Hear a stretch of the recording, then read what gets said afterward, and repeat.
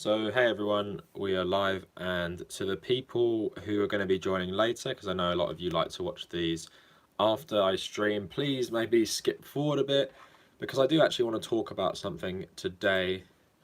And I know a lot of these sort of things I'm just reading the comments, but I will actually talk about something significant. Just gonna share this on social media quick, and then we'll get started. So yeah, like I'm saying, if you're watching this later, please skip maybe 4 minutes, 5 minutes, and then I will probably be talking about the issue that I have made in the title, which, because I've been off Twitter lately, I didn't really see this whole scandal unfold until someone showed me. But I was aware of the general sort of push for talks. I think it's been in the news for the last maybe 5 days.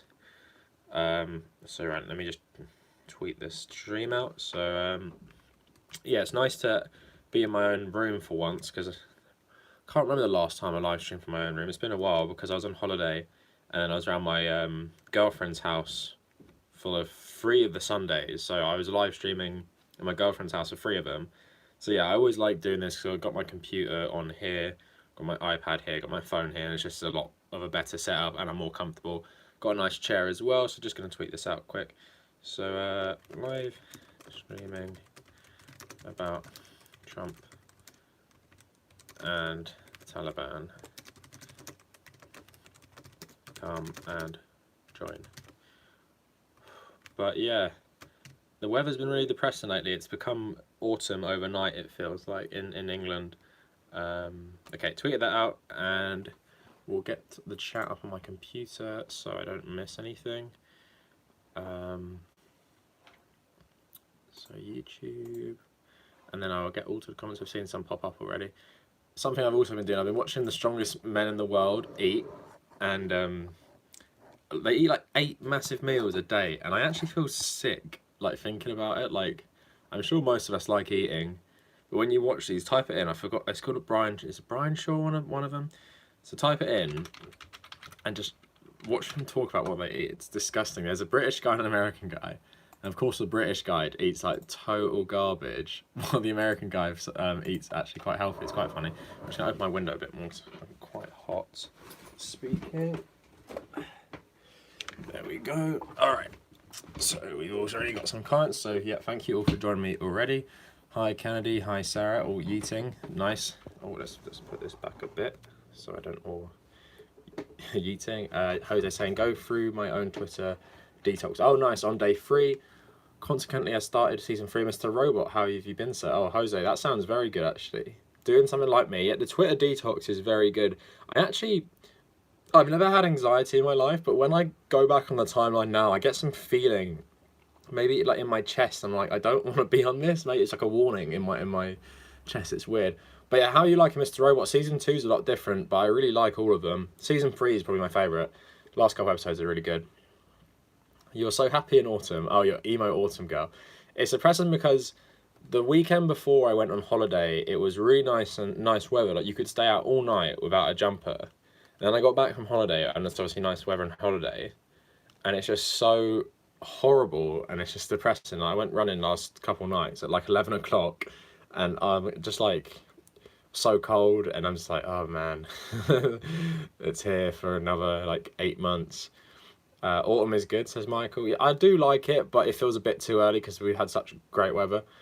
Sarah saying freak thunderstorm last night. Oh, adopted a new pup on Friday. Nice one. What breed of dog? He was so scared. Oh, that's cute. You were on Twitter. Have you deleted it? Twitter. To wear boots again. Yeah, there are some clothes I like to wear, like coats and jumpers and stuff. Oh, nice, Jose. I loved being deceived by Elliot. Isn't the best episode. This isn't much of a spoiler. You know when it's like an old-fashioned 90s sort of family TV show? That is so fucking funny. It's so good. Ah, such a good show. The news. You're nearly caught up, Jose. The new season starts on October 6th. Last season. Matt, good question. I've actually been thinking about this more because someone was telling me, a couple people were saying I should run for Labour MP, and I was looking into getting a membership for the Labour Party lately, but I don't think that's going to happen because I don't have any credentials for the Labour Party to put me as a candidate. Like, even where I live, if I ran, I wouldn't win. Like, no chance, because it's Tory Lib Dem. Like, since the last 100 years since the seat was founded, you can't get in. But in terms of local council, I don't know. I'd rather be an MP than local council, but there's a couple people in politics who have gone straight in as young people. I think, is it Mary Black in Scotland, who was only, I think she was 18 or 19 when she became an MP. So it can be done, and like watching AOC lately on Instagram has inspired me a bit more. So yeah, I'd like to see that as a job. But yeah, that's a good question.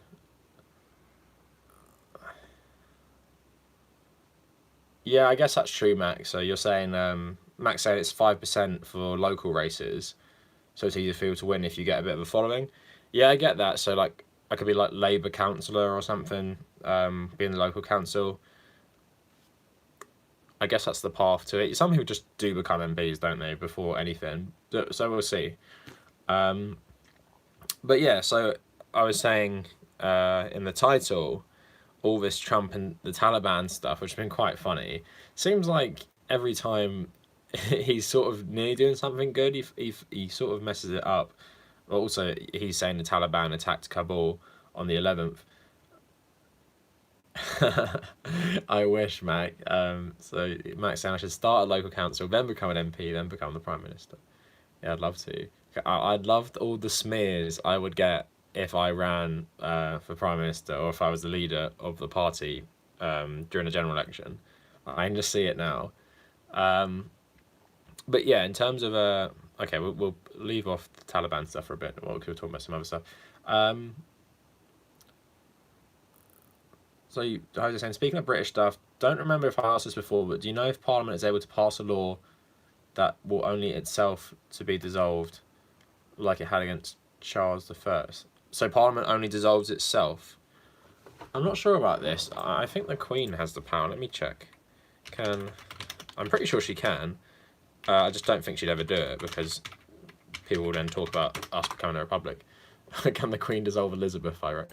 Can the Queen dissolve Parliament?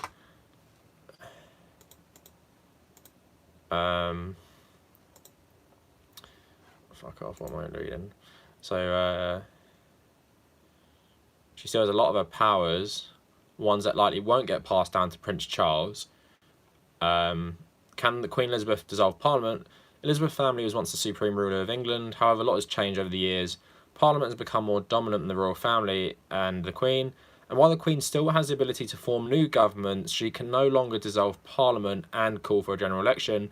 As of 2011, so I think it's quite recent in terms of her reign, Queen Elizabeth II can no longer exercise her power to dissolve Parliament. With the Fixed Term Parliament Act, a 2/3 vote in the House of Commons must occur to dissolve England's government before a 5-year fixed term expires. So yeah, Queen Elizabeth used to have this power, but she doesn't anymore. If that answers your question. Max saying, I feel like you have to be pretty connected and in the club to be a leader in a parliamentary system. The fact that someone like Corbyn might actually become PM is a little miraculous. Yeah, but even then, Corbyn has been in with, Tony. Which one is Hillary Benn? Tony Benn is the old one. I forget which one. The son. He's been in with the old Socialist Labour for ages. So when they came to power again, he's sort of like one of the front runners in terms of them, because he's one of the oldest. He's been an MP since the late 80s. So he was in that club, kind of. But yeah, he wasn't in the club for ages, or the club that took over the Labour Party. I think someone should make a deal with the Taliban, considering the Allies lost the initiative. Logan saying, I feel like we should just withdraw from Afghanistan with no deal with the Taliban. Yeah, so the thing I'm thinking about with this Taliban stuff is, while, making a deal with is whatever, because the Taliban did used to be the government of Afghanistan, even though it wasn't recognised by most of the world.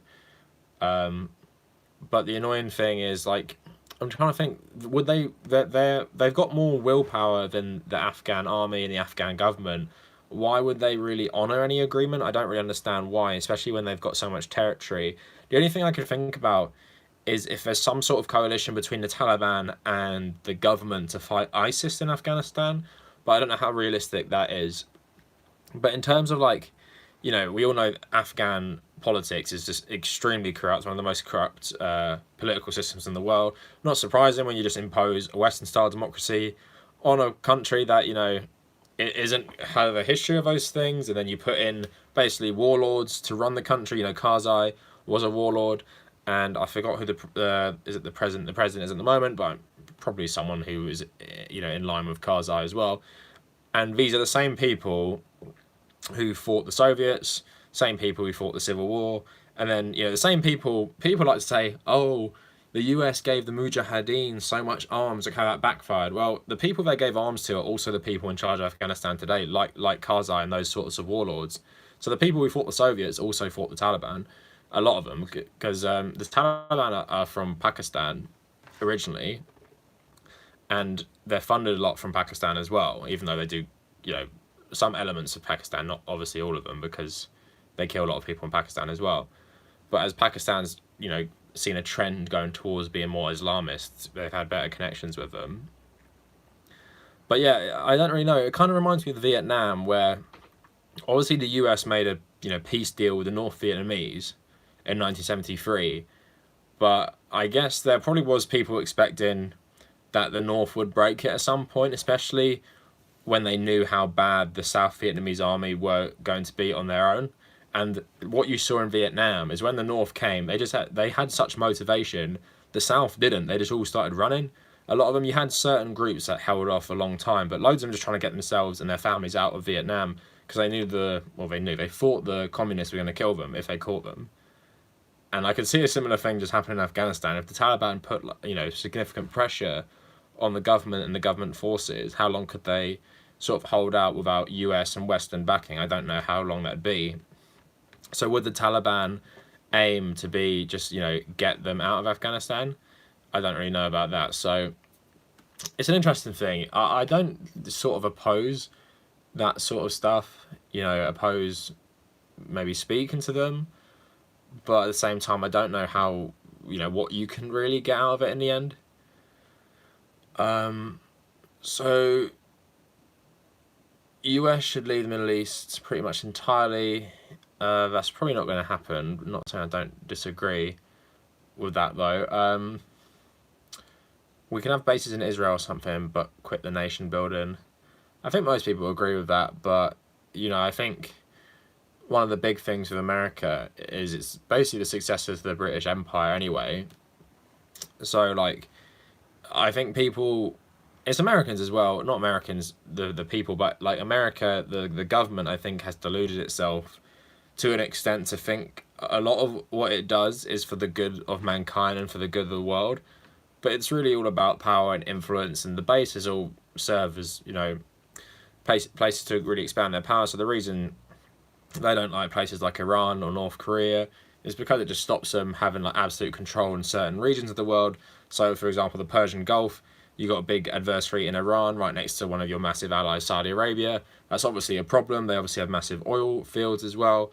In terms of North Korea, that's like some mad dog crazy regime that's on the border with China, and if you could get rid of them, you'd have, you know, even more leverage when you're dealing with China and trying to cut off their expansion.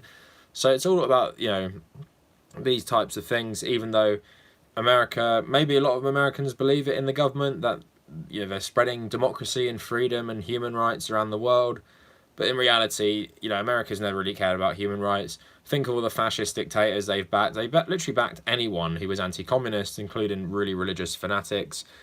South America, they literally sent troops to Nicaragua to back the fascist dictator.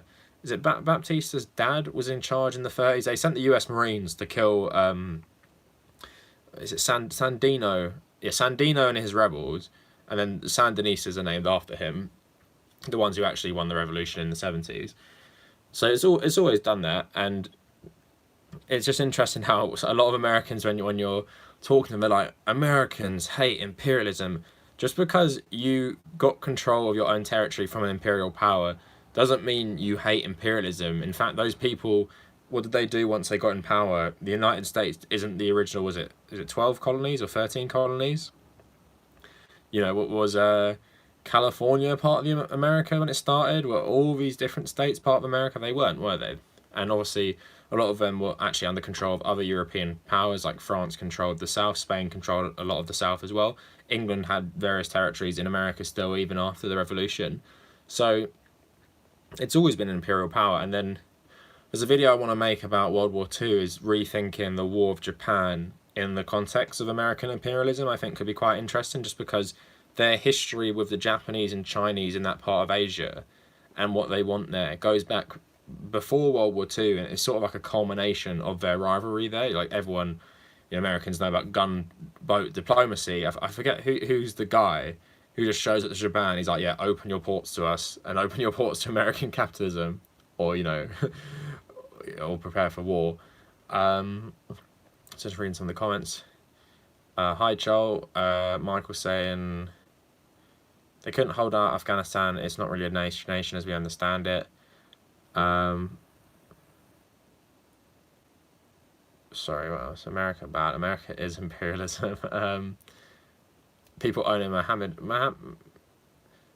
are you that weird guy who just puts like nonsense comments on my videos, like literally just loads of letters, and I can't even understand them? Get a job? Yeah, I want a full-time job. I have my part-time job, but it's crap. But whatever, I don't know why you're telling me that. Is this like some... What's it? That's what I used to say to hippies back in the day. But yeah, it's not like I'm not looking for one. Yeah, so people saying the Taliban... Yeah, Afghanistan is weird because there's just loads of different ethnicities. And the idea is, like, a lot of you guys are socialists and communists and things like that. In terms of, like, nations and boundaries and everything, it's just kind of weird to be like, this is Afghanistan, I think. And I don't know when the modern border of Afghanistan was formed, whether that was when the British Empire were involved more and stuff. But the Pashtun tribe, or the Pashtun ethnicity, is what the Taliban are. That's what a lot of them are as well. But there's just a lot of different ethnicities in Afghanistan, so it's complicated. Obviously, you know, when there's loads of ethnicities, it's not always a bad thing, but it really lends itself to a lot of rivalries, and you can see that in many countries, not just Afghanistan. So, would you guys rather have China be the biggest power in the world instead of America? No. I don't get this. If I had to choose, I'd rather America, but I'd rather none of them. But the way China is going with this, I don't know if you've read that stuff about that. I think it's a Taekwondo instructor whose social credit has got so low he can't like rent places, he can't get trains or fly on airplanes and stuff because his credit won't let him. You don't want someone like that taken over the world. It's just, you know, America's bad enough, but it's more a traditional empire in terms of like the way we understand it, I guess, in the 20th century and earlier. Whereas China, if this sort of technology they're using, this sort of way of thinking is expanding, because you can make the argument, okay, America doesn't have social credit, but in terms of being in a capitalist system, there's lots of opportunities and things you can't do if you come from a certain background which, in terms of the economic ideology America subscribes to, it's like social credit in a way, because you can't escape the poverty you're in. I guess you can make an argument like that, but at the same time, I think China's a bit more dangerous, because while it does have the ideology of let's make a ton of money, it's dangerous in terms of its nationalism, which I think people underestimate, is a lot stronger than America. And I know that's kind of hard to believe, but America's, you know, if it's Trump's nationalism, white supremacy, that's dangerous. But that's always been America, really, hasn't it? Like white supremacy. And then if it's more like Obama's patriotism in terms of, you know, America's a shining city on a hill, we should be an inspiration to everyone, that can be dangerous as well. But China is literally, we used to be the best country in the world. Han Chinese is superior race. The Communist Party, we must take back all the territory we used to have. We must have our rightful place in the world again. And it's sort of motivating them a lot better. And you can maybe say, you know, is there really much difference? But I think they take it a lot more seriously. And because of the conditions in China, I think a lot of the citizens take it a lot more seriously as well.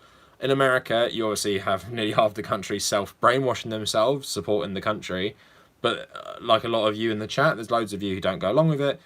There's not a similar amount of people who don't go along with the Chinese government because you can't really, even if they don't necessarily agree with them. But a lot of them are super passionate about things like Taiwan, things like Hong Kong, things like Senkaku in Japan. So they can motivate.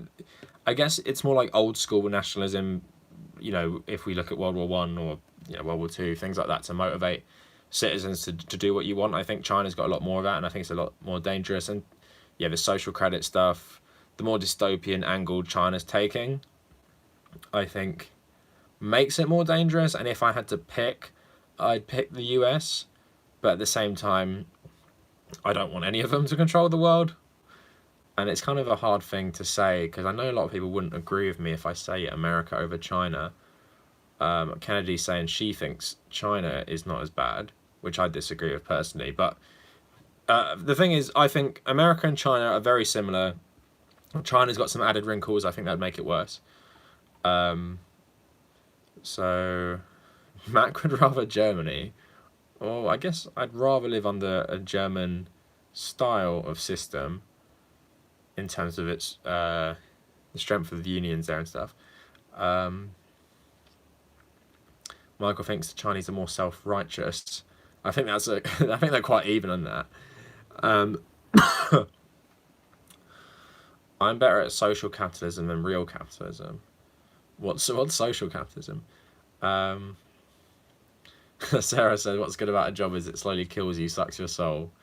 Human craves such I can't even say that word. I can say if I don't look at it. Masochism, that's the word. There we go. If I look at it, it looks weird. Sorry. White supremacy is a Western thing, not an American one. Well, it's part of America as well. Mohammed, this is boring, man. Put you on a timeout. No, white supremacy didn't. I made a video on this, troll. I sent it to you about the Christianity in the Spanish and Portuguese. White supremacy, it didn't come from the British Empire. Yeah, it's like a Black Mirror episode, the social credit stuff. Yeah, exactly. Eric saying, I lived in China for 2 years. They're not as bad as a lot of Westerners think, but I wouldn't want them dominating the world any more than they do. Yikes, Chinese nationalism is stronger. Yeah, thank you, Eric, for your input. That's a good thing to say. I think it kind of lines up with my view as well. One world government sounds nice, not under the Chinese, I don't think.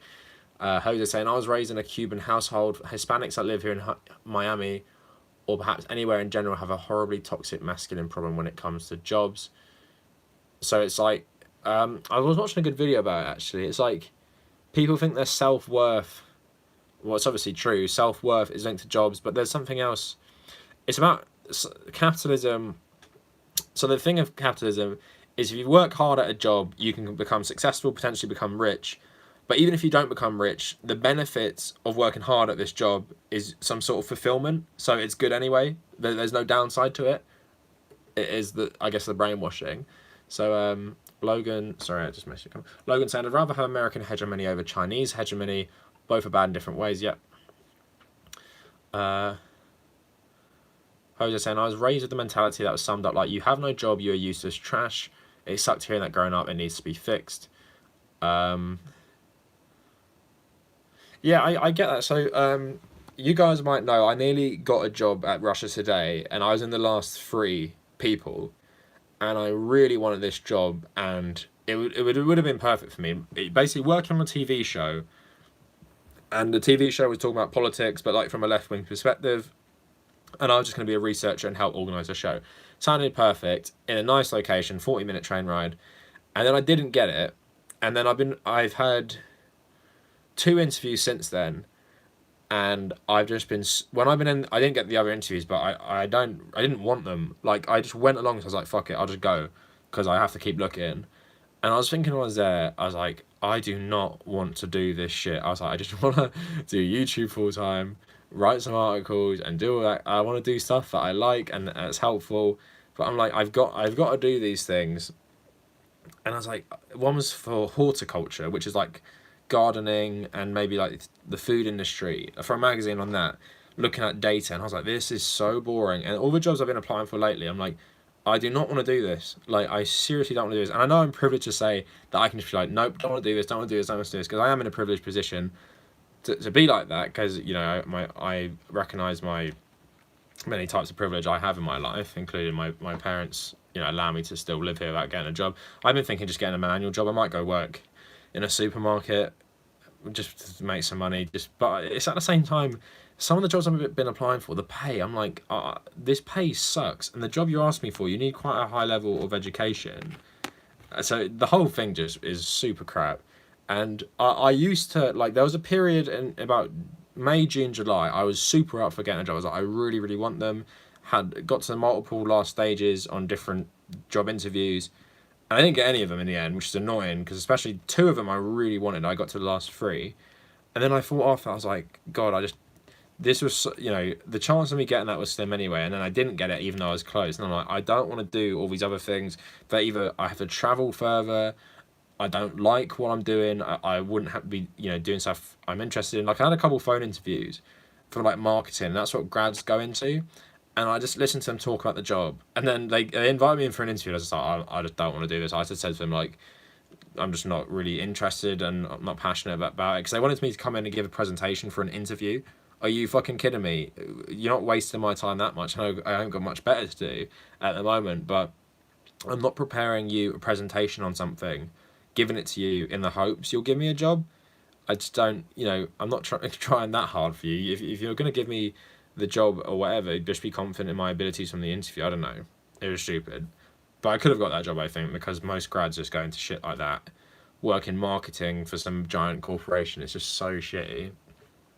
And the thing is, I know I'm, for example, especially international relations, things like that, I know I'm a good writer.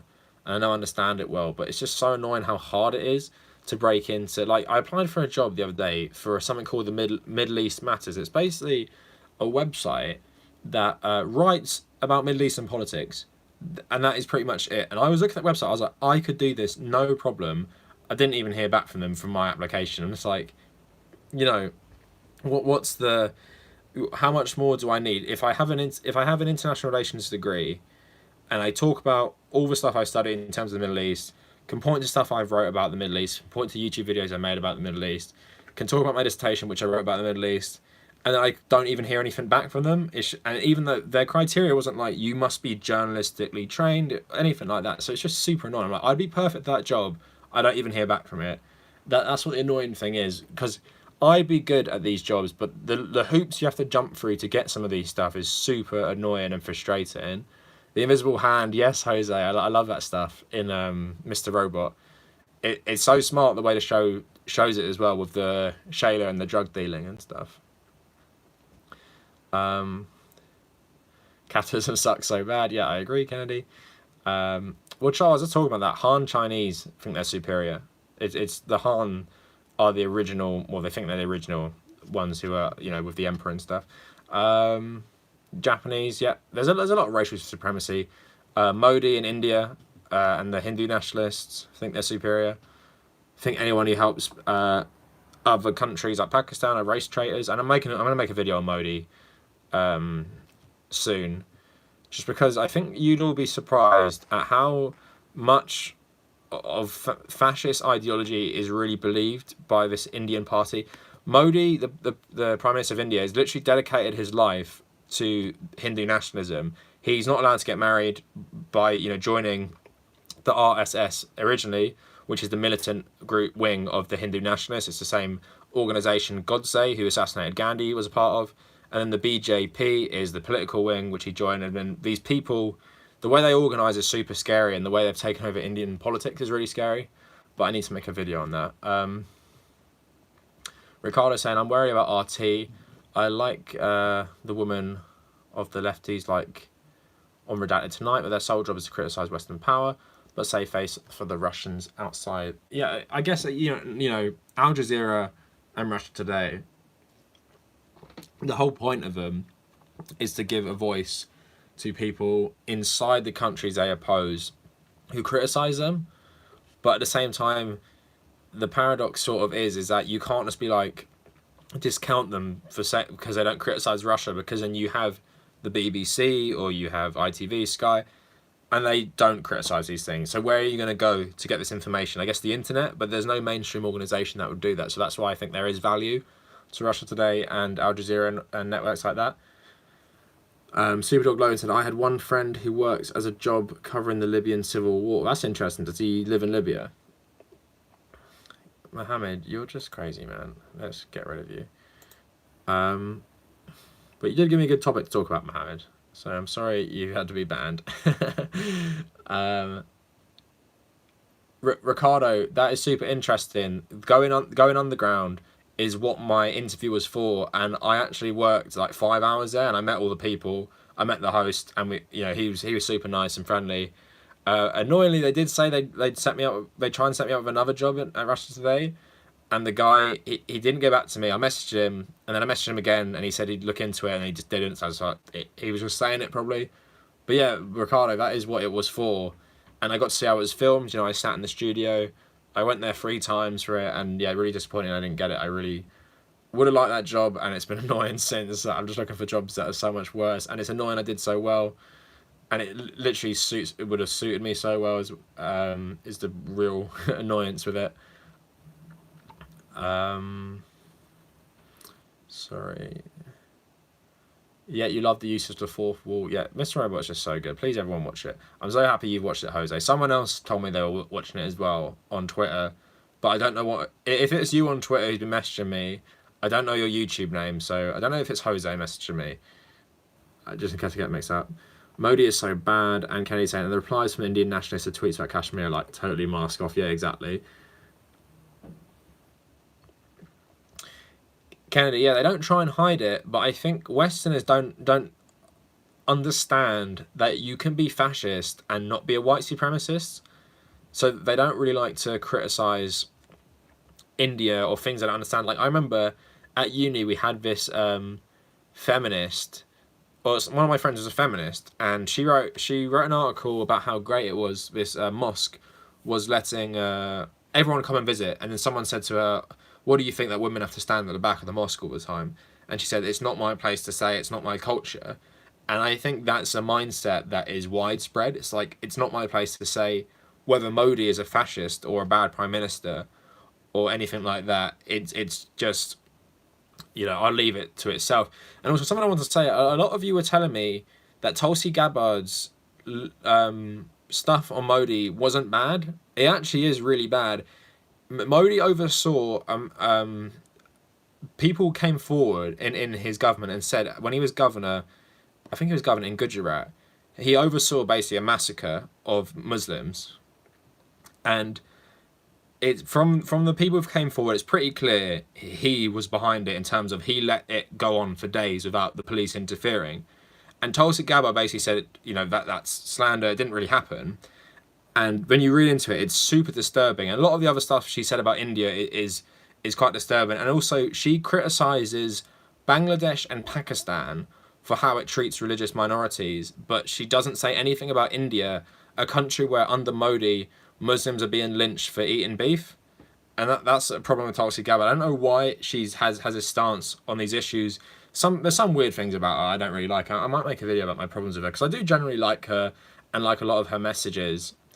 But when you read some of the stuff to do with India, and when you really look into Modi, it's quite disturbing how she won't condemn them ever. And you can say that, well, Obama met with Modi, and Obama's friends with him or whatever, but Obama was the president. Tulsi Gabbard's a member of Congress. She doesn't have to meet with a world leader. I get meeting Assad to see, his stance, because that's an active conflict zone where the US is involved in. I get sort of meeting Assad to see what his stance on it is. She's also not cozying up to Assad. She met him and spoke to him. She gives praise to Modi. That's the problem, I think. Not that she met Modi or speaks to Modi or something. It was something like Modi dedicated his life to the BJP, where you had to be celibate or something. I don't know if he's changed it now, but I was reading about his young life. Basically, when you join the RSS and the BJP, a lot of the men basically pledge their lives to the party, and they say they're not going to get married and they're going to be celibate, and it's just super weird. It's like a little cult.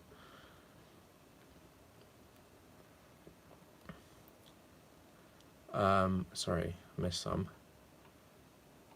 Oh, this chat is such garbage. Eric saying, Kennedy, capitalism is the Mariah Carey of socio-economic systems. It gives itself credit for being way better than it actually is. I won't hear criticism for anyone. I need to make more videos on this capitalism stuff. The worst one is when someone was telling me, without capitalism, you wouldn't have your innovations, you wouldn't have your iPhone, you wouldn't have the best products. And I said to them, if that's true, why did the Soviet Union put man in space first? Do you know what I mean? Like, that's probably not a great example because you can poke holes in it. Yeah, okay. Like the Americans, the Soviets stole the Nazi scientists. But at the same time, you get my point. It's like there's somehow that capitalism is linked to human progress in a lot of ways. I know Marx talks about you have to go through capitalism to get to socialism. But I don't really like this logic is that capitalism has given everything. So I got this article actually saved. It's $26 a month. Ethiopians are being paid the world's lowest wages to make your Calvin Kleins. So it's basically talking about how Ethiopia is trying to be like the new Bangladesh in terms of making clothes. And obviously, if you ask Ben Shapiro, what is good about a company like Calvin Klein coming to your area, create jobs, everyone gets better income. But what actually happened is that it raised the prices of rent everywhere. Their pay obviously wasn't worth as much, and they have to walk miles a day because the housing around the factory is so expensive, and literally just made the whole system so much worse, and they're being paid rubbish wages still. So, a quote from the article I'm reading here: the influx of workers has driven up the cost of accommodation. A single bare room with within a few kilometers of the plant costs about $52 a month. They make $26 a month, so it's not really raising that poverty, is it? A single room costs double their monthly wage, and because the rent has gone up because of the factory. People are exploiting them. Doesn't sound like capitalism lifting people out of poverty. So you got to share a room with someone. Probably share a room with, I guess, 3 people at least, because how are you gonna have money for anything else if you're both, paying your whole monthly salary to get a single room that's a few kilometers away from where you work? Sounds like slavery, doesn't it? And this is a great case study, I think. I'll put the link in the chat actually. It's a great case study to debunk all these arguments. Capitalism raises everyone out of poverty, and then you say to them, what, being paid like $1 a week to make some shoes for people, well, that's out of poverty. They're like, well, the job wouldn't exist if capitalism didn't make it. And then you can show them this. I think a lot of them are probably, live doing a rubbish job to benefit themselves, like farming or manual labour. Then working in that factory where the rent is 2 times what they make.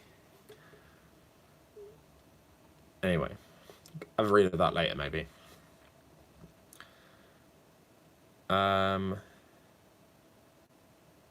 So Jose says, the fuck are these people asking for when it comes to news jobs, clickbait, headline articles? How thorough of a breakdown can you do on a topic? It confuses me. Well, most of the things you see it's all about search engine optimization and content management systems. So yeah, basically clickbait, because clickbait makes money, unless you have a subscription service. So my mate basically just got a job at The Athletic, which is an American sports outlet, and it just came to the UK, and they're buying all the best journalists. But it's subscription based, because that's the more sustainable model these days. So what their business model is that you are getting the best sports journalism in the country, and you're going to have to pay for it. Rather than the other business model is, here is trashy clickbait that we're going to get up as fast as possible and monetize as much as possible, and hopefully beat everyone else to the clicks. And that's, in my view, is a crap way to make money. Yeah, Kennedy, I've had 5 people recommend Mr. Robot this week, so please watch it. Sarah said I'm a wimp, couldn't handle Mr. Robot. I'm crying halfway through the first episode from stress. Is that when he's talking about his mental health and everything? Yeah, the first episode's good though. Eric, you got to catch up. Season 4 starts on October 6th. Sorry. Oh, fuck's sake, I hate this stupid chat.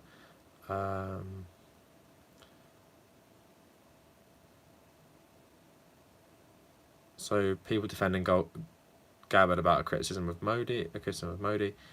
She's just bad. Penician saying Tulsi is terrible. She's still better than most of the field. Only candidate doesn't suck is Bernie. Yeah, we still love Bernie. Yeah, Mac, I guess the problem with Tulsi is you can say, like I'm saying, Obama having a relationship with Putin, Modi, whoever, the president of Brazil, is whatever. But when you're a member of Congress and then you just have a friendly relationship with a fascist prime minister of India, and I read an interesting article from an Indian journalist who said India is becoming like fascism within a democracy because of the hold the BJP are getting on power. But it is in part a democracy. But he's saying a lot of the things that are meant to come with a democracy is freedom, like freedom of the press, free speech, all this stuff. He's saying India is getting less and less of that because of the fascists in power. So while you might be able to decide who is in power every, I don't know, is it 5 years or 4 years, whatever, because of their hold on politics, it's not a free, I guess, electorate or a free country, because the fascists hold so much power, even though they exist inside a democratic system. It's not like Nazi Germany, where Hitler came second to who was it, Hindenburg, or someone correct me. Who was the guy who narrowly beat Hitler, but he was super old, like 84 years old, and he died, and then Hitler used that to sort of take power later. Was it Hindenburg? Maybe it was. But I do like Tulsi and some of her stance on a lot of issues. Some of the foreign policy stuff is good. I still don't get why she was defending Joe Biden, though, in the debate. That was weird. Sarah saying Tulsi's a healer. She's a medic on the front lines in the Middle East, and she saw death, treated the casualties on both sides. She knows what she's doing. Yeah, I do respect that about her and respect the perspective. The Warren and Clinton connection Ricardo's talking about. Well, I guess that's like, that's why she didn't endorse Bernie, because apparently Hillary promised her vice president. Yeah, I saw that video. Did you see the Emma, I forgot her second name, from TYT asking Elizabeth Warren about that, and then she just didn't answer the question about why she voted twice to increase the military budget for Trump.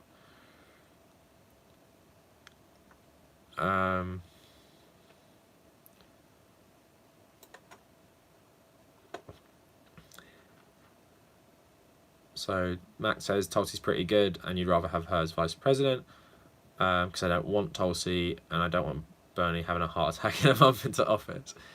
Damn, that'd be crazy. It'd be like the Epstein stuff all over again. It'd be like everyone knows this is fucked and something happened, but we can't do anything about it. That Epstein stuff is crazy, man. I'm still thinking about that. They literally just calculated that it's better to murder him and everyone know it was us, but they have a vague understanding of who we are, than let him say anything. But it's a calculated risk they took, that they might get caught doing it.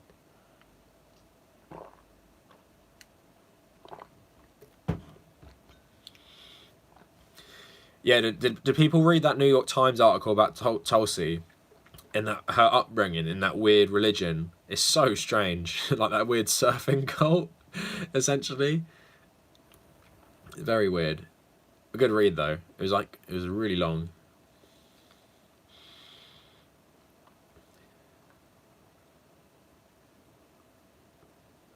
So I wouldn't say Warren and Tulsi are nationalists. They're probably, I don't know, patriots, in terms of they're proud of the US and think maybe Trump is the problem, I guess, is maybe a better thing to say.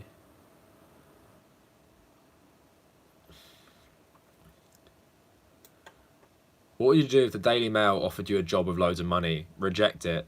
I'm watching Peaky Blinders. If anyone's watching it later, don't spoil it for me. So Oswald Mosley's in it, and Oswald Mosley was a member of the Labour Party, but then he created the British Union of Fascists, and the Daily Mail endorsed him in 1934 for 6 months. They endorsed fascism for 6 months. So fuck no, I'm never working for a paper like that. I know people do. One of my friends does, but the Sun, Daily Mail, Express, they're all garbage. I'd never work for them, and especially all the fear-mongering and xenophobia that they really create in this country. I don't know if the papers are as big a deal in the US, but print paper is a big deal here in England, and it's shit.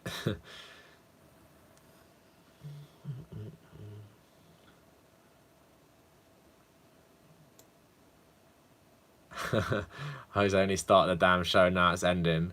Yeah, but you seriously catch up. You can experience the ending with all of us. It's satisfying watching week by week. I really liked it with season 3. Sorry, what were we talking about? Michael was saying Cav might take it on the understanding that he was to express his point of view.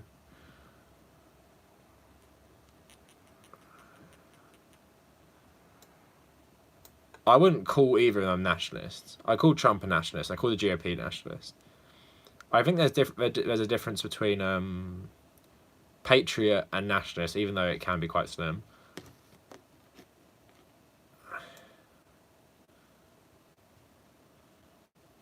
So Kennedy says she liked Tulsi for a year and is mad that she duped her into thinking she was progressive and anti-war. She's definitely not anti-war. I would say Bernie's more anti-war than Tulsi, because she still talks about, well, she's sort of like, let's do special forces operations and drone strikes and fight the terrorists. Everyone should like the video. Yeah, like the video if you want. Doesn't really matter to me. Because I don't use these videos to get more followers or anything. But yeah, you like it if you want. Sorry, I'm just so behind. Yeah, I know. No one is talking about the Epstein suicide anymore. And the stuff like the cameras are off, the guards were asleep. Are you kidding me? The most famous prisoner in the United States, and your cameras don't work, and your guards fall asleep because... And oh yeah, they didn't check on him as well. That's so convenient. Hi Ishmael, thanks for joining. There's no difference between a patriot and a nationalist. I think a patriot tries to see an inclusive version of their country which they can be proud in. So, for example, a lot of Americans like to talk about the Constitution, talk about freedom, talk about how we're all equal, and that's like uniquely American or something. I think that's a patriot, where a nationalist is like, we're a Christian, white country, we're never going to change. If you don't like it, get out. This is just the way it is. More like a conservative reading, and it's not inclusive. So British nationalism would be like Protestant, white, I love the monarchy, some shit like that. Normally is. Love Brexit. I don't know. I think that's what I feel the difference between nationalist and patriot is. And then Daniel saying ultra patriotism in America is pure fascism. Yeah, I agree.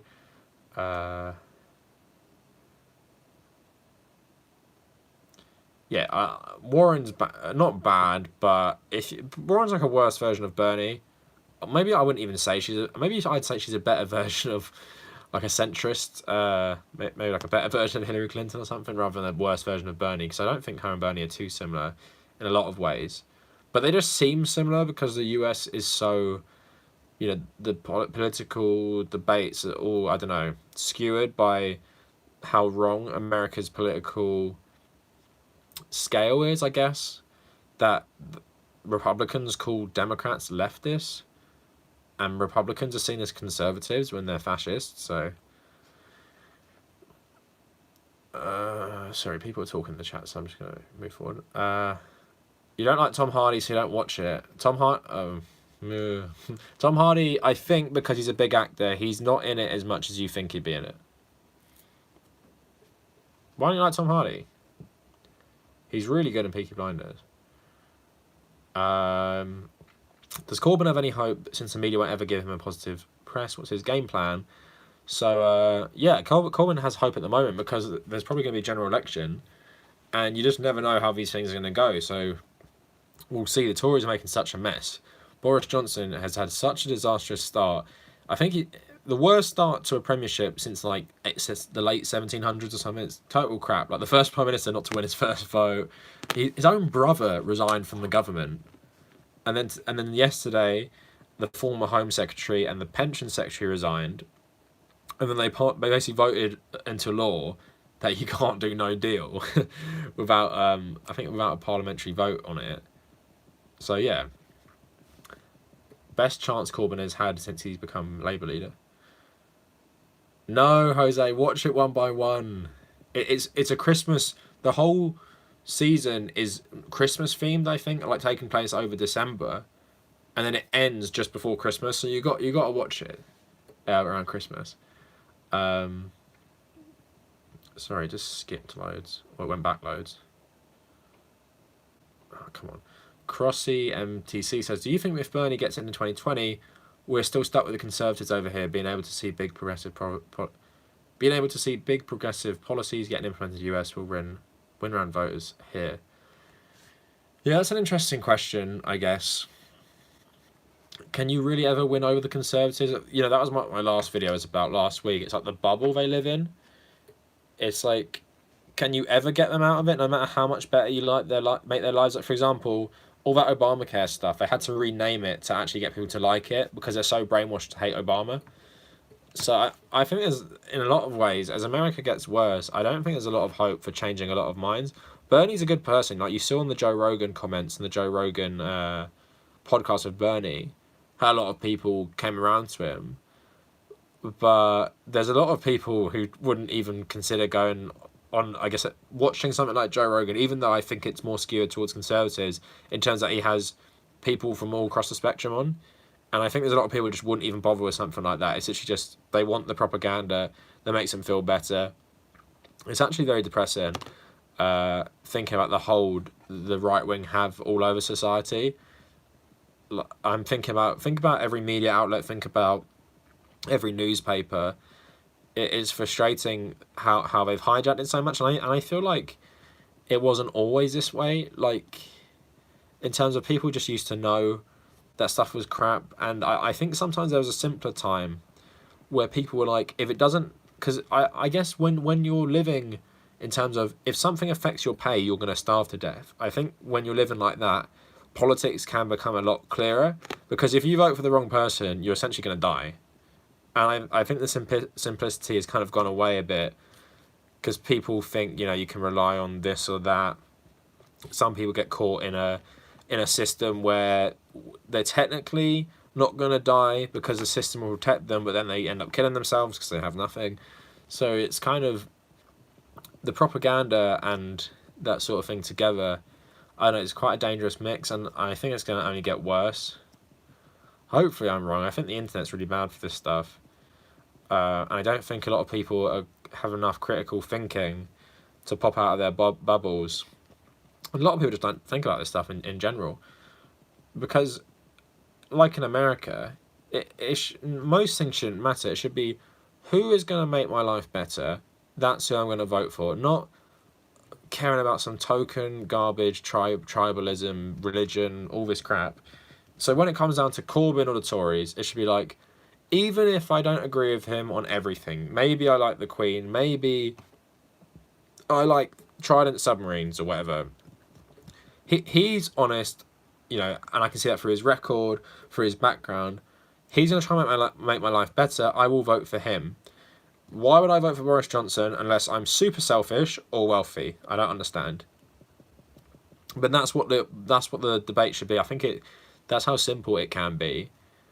But because of the brainwashing, because of the right wing's control and everything, all the papers, all the media outlets, you should see the state of the BBC lately. The way they're spinning some of this Johnson stuff, he's done so badly, but the BBC is sort of spinning it as he's doing well. It's crazy to me. I don't know who's in charge of the politics coverage now, but the last guy went and worked for Theresa May after the 2017 election. He ran the Brexit coverage as well, and he's a hard Brexiteer. So it shows you where these tentacles come from. And of course they're texting each other all the time, the people at the BBC and the Tory party. You know that's happening behind the scenes. They just leaked a Tory WhatsApp group where they're talking about trying to avoid Parliament on loads of these issues. So, frustrating time. Feels pretty hopeless, to be honest. I can see why people get so depressed, even though I don't myself, in terms of like super, like, I guess the proper clinical depression. But it does make me feel quite hopeless sometimes. So as I was saying, the Epstein thing is done. They did it to our faces and got away with it. Barr wanted to take the case over, just proved it. Yeah, Barr, Trump, all those people, I know they're super involved with that stuff. I'm glad he's dead. Well, I'm not sad he's dead, but at the same time, it'd be nice for everyone to get justice if he stayed alive.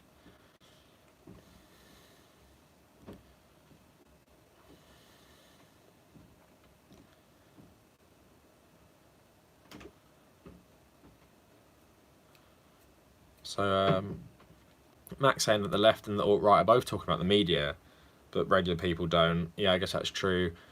Finally, the people who want change have to get out, never the people who want to resist impeding change. Do you mean that have to get out and galvanise people, or is it something else you're trying to say, Maya?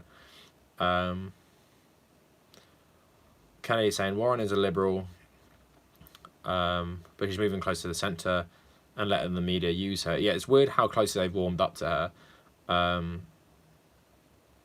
Sorry, this stupid thing has moved away again. Jose saying that Warren is funded by war, is okay with the planet dying, and proof of their silence on Standing Rock, is okay with fracking. Yeah, that's all good critiques. On one hand, Warren is trying to present it like she and Bernie are a team. On the other hand, she's throwing them to the wolves, so she can get some good false good press. What do you think Bernie thinks of Warren and what she's doing? Do you think he doesn't want to criticise her because he probably sees her like, you know, there's not too many people like me in the race. If one of us can get in, that's better than anyone else. Do you think he thinks like that? If Warren gets in over me, that's fine, really. Do you think Bernie thinks like that? Yeah, but I wouldn't trust her after the Clinton thing, the vice president thing. Ishmael saying, this is why I love the live streams mixed between politics and random shit. Yeah, all the time. What was that one? Was it a couple of weeks ago, just spoke about video games for like the first 15 minutes for ages. Yeah, Cho, I would consider the Republican Party under Eisenhower conservative. Just not, maybe like traditional conservative, not ultra conservative. Beto O'Rourke has a better payout than Michelle Obama. I can't believe he's still running, to be honest. Isn't he polling less than Yang and even Williamson as well? Bernie's birthday. Happy birthday, Bernie. How old is he? 78, is he? Or 77? A Virgo King, yes. Dab for Bernie's birthday, okay. Oh, yes. One more. Oh, I felt good. Happy birthday, Bernie. I read your book. Not today, though.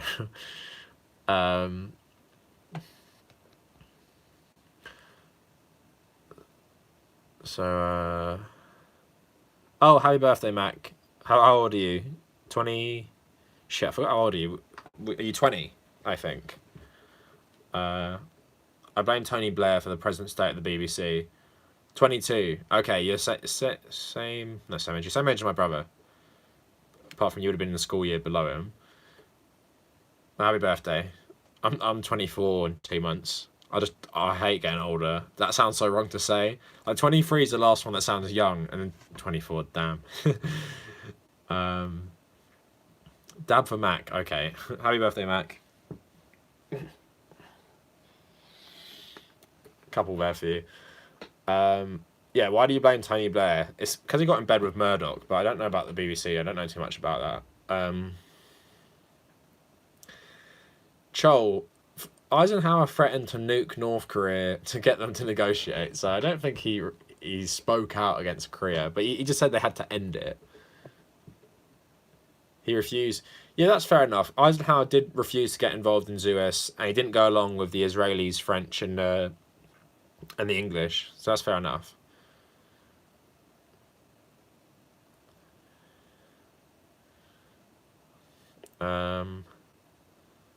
Sorry, I just missed some.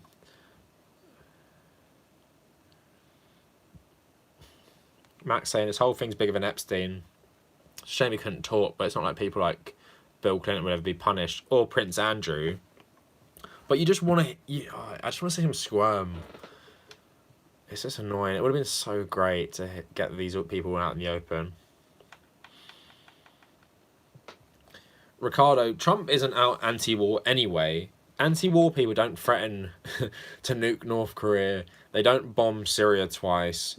They don't take off restrictions on the rules of engagement in Syria and other places like that on the drone strikes. Trump has killed more civilians. I made that video on Kim Everson talking about, I forgot the exact stats, but it's bad. He is a warmonger, just like the rest of them. He's like a worse version of Obama.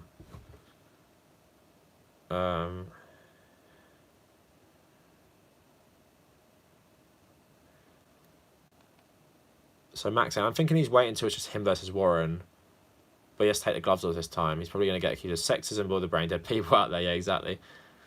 I think the gloves off for Bernie versus Warren is different, though. I think he just has to make the case of why he's different. I think they need the final debate of 3 people, like they had O'Malley, Clinton, and Bernie last time. I think that would work better because then he can target.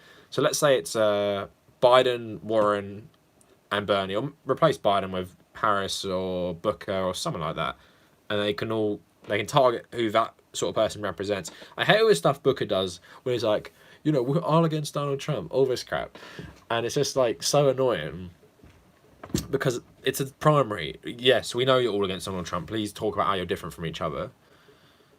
Yeah, the DNC will not hesitate to fuck him over. Yeah, I wonder if they could get away with it again.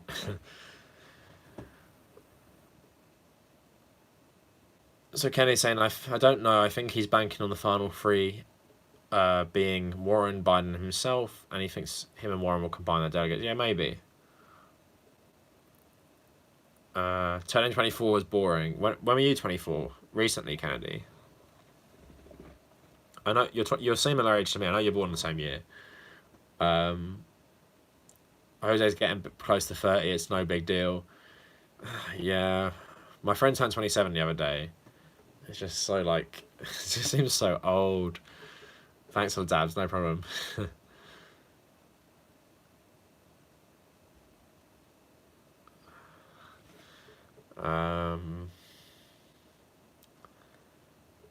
24 in late October, nice.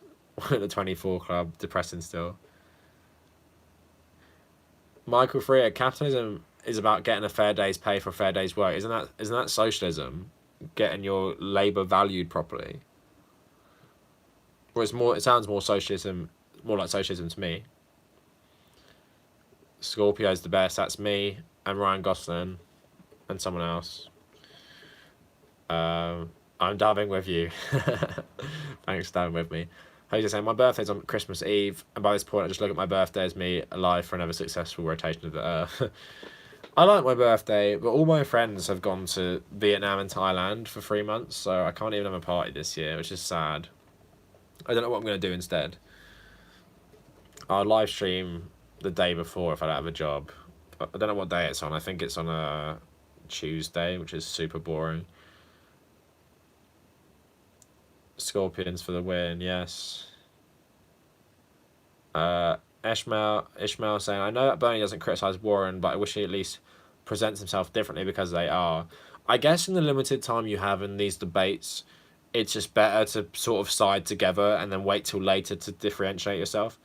So Max saying she was a Republican for most of her life. I don't think people know that, and the Pocahontas thing should be brought up because it's an actual liability to be brought up in the general election. Yeah, exactly.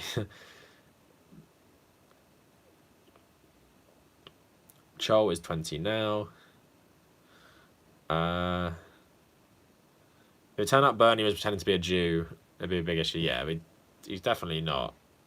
He talks about it all the time. So Jose's saying, Bernie would have to be the winner by such an uncontested margin to the point where super delegates do not kick in.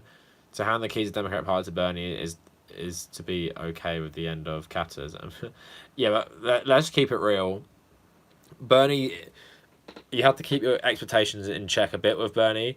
The best you can hope for is him reducing what America do while giving basically universal healthcare and better workers' rights. I don't think Bernie might be revolutionary in terms of like a lot of the stuff he will bring in will be stuff America might not have had before. But I don't think... I think the goal of Bernie is to make America more like a Western European, Scandinavian style capitalist system. and even that would be a massive success. I think. I don't think it's to like, fundamentally. I don't think it would be possible because the people, a president is not a king, is he? He can't do everything he wants.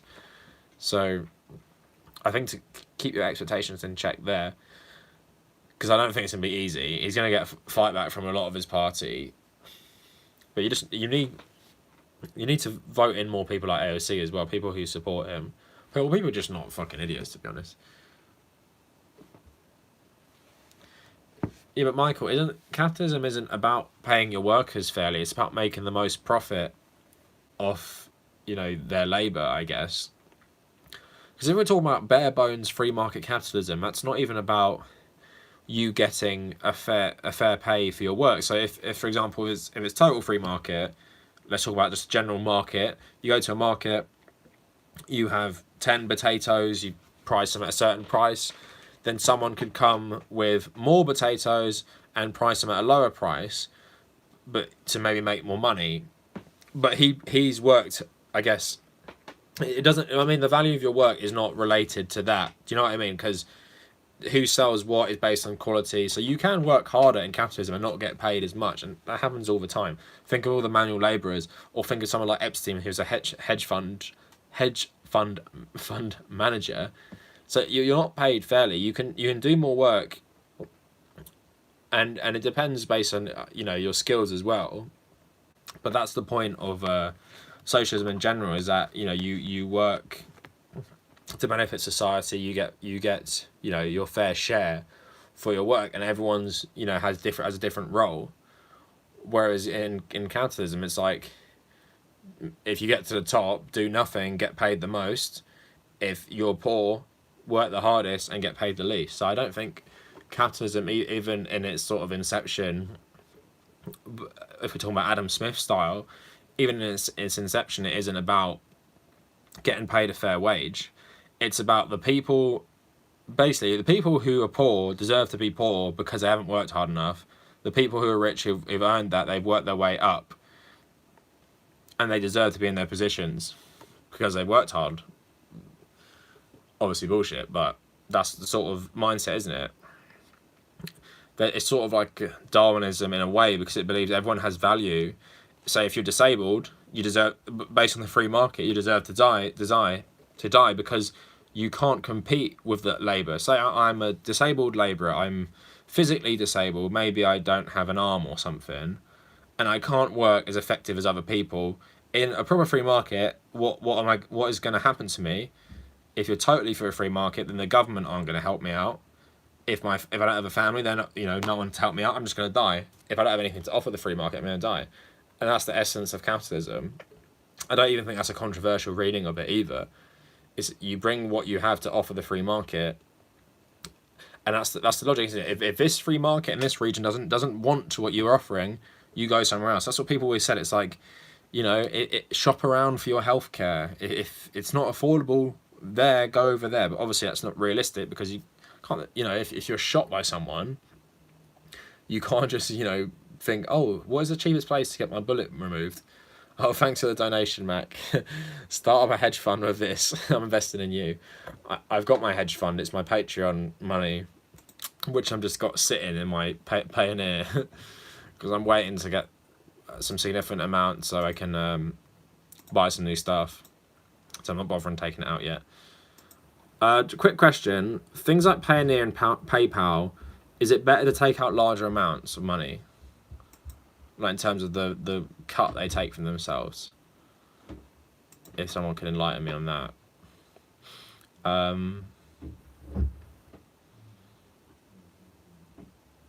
Bernie proposing to nationalise parts of our energy industry is the most socialist thing America has ever seen. Yeah, I guess. I mean, he would be radical in terms of America, at least.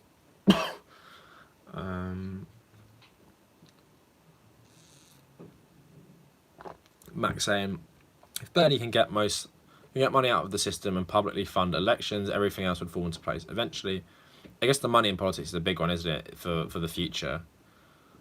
Penician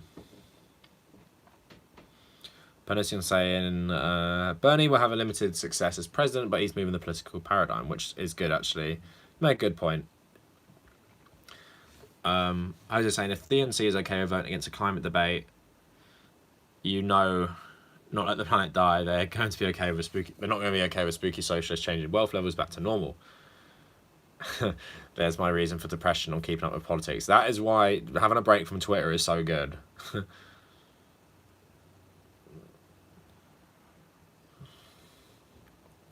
Yeah, but Michael, isn't the element of competition in capitalism means you won't get paid fairly? Because if like I was saying, if you're all competing and there's too many of you, the people who get employed would be the people who are willing to work for the lowest amount of money. That's what you see across the world. That's why like Mexicans and a lot of the time illegal immigrants get exploited so bad, is because they're like, they want to they need that money, and they're illegal, so they're vulnerable. So they're like, I will work for way less than an American person or a citizen. So they're being exploited, but they don't really have any choice. No, I have Patreon. It's just you have to link it to a certain account like PayPal or Payoneer. I use Payoneer, but we're talking about hedge fund, I think, or are we? Anyway, I was just asking how much of a cut do Payoneer or Patreon take. Patreon already take their cut when you donate, and then Payoneer takes something else. So the difference between capitalism and socialism is CEOs who sit on their butts get 200 times their lowest paid and hardest worked lemmings. And how much money do you make your boss? I really did meet Bernie Sanders today. Chol, post it on Instagram and I can show everyone. Otherwise, you're a liar. Because I follow you on Instagram. You are a bit of a bullshitter, Chol. I'll give you that much, kid. But, yeah, in terms of, like... capitalism doesn't pay you the fair amount because they're always making... Your value to them is high, but they're not paying you your value. Otherwise, they wouldn't be making so much profits. So if they're paying you 20k a year, 25k a year, you bet that the work you're doing is making them way more than that. And where like socialist mixed with capitalist countries are a bit like, well, that's okay to make profit off them, but let's make sure they're paid enough to live a decent life, I guess. Whereas socialism is like, your labour is properly valued, because that isn't properly valued if you're being used to make more profits for people. And Michael, if you're a baker, if you're working for yourself, then that's fair enough. You can maybe say, if you're making enough money, that that's all going well. Your labour's being properly valued. You've set up your business and everything. But if you're working for a company, then you're definitely being exploited in some way because they're making more money off your labour than they're paying you, and that's the whole essence of it. Am I going to get the new COD game? Yeah, I'm definitely going to get it. It looks cool.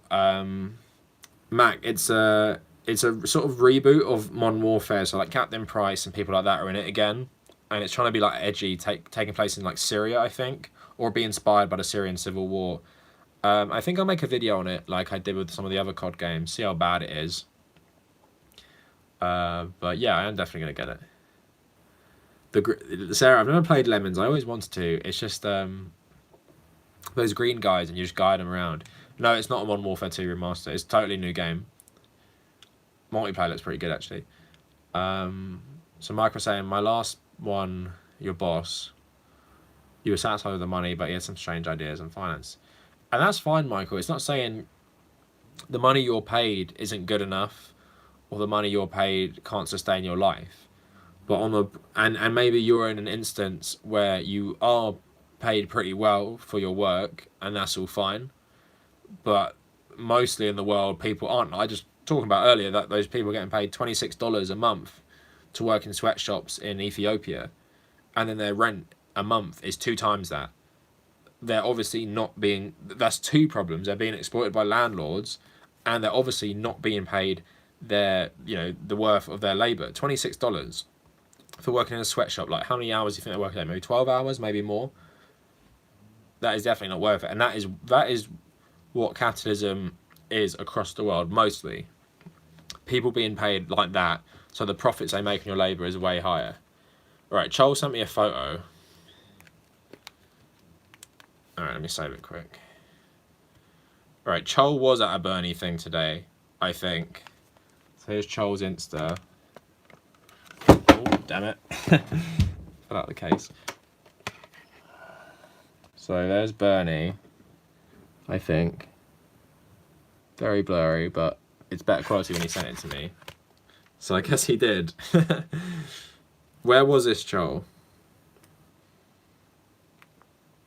Tell us. We want to know. Graceful, yeah. Well, I thought it would stick in because it's like a cover, but it didn't. What? Trump needs to give his morning diary a little more push to get the whoosh? What the fuck?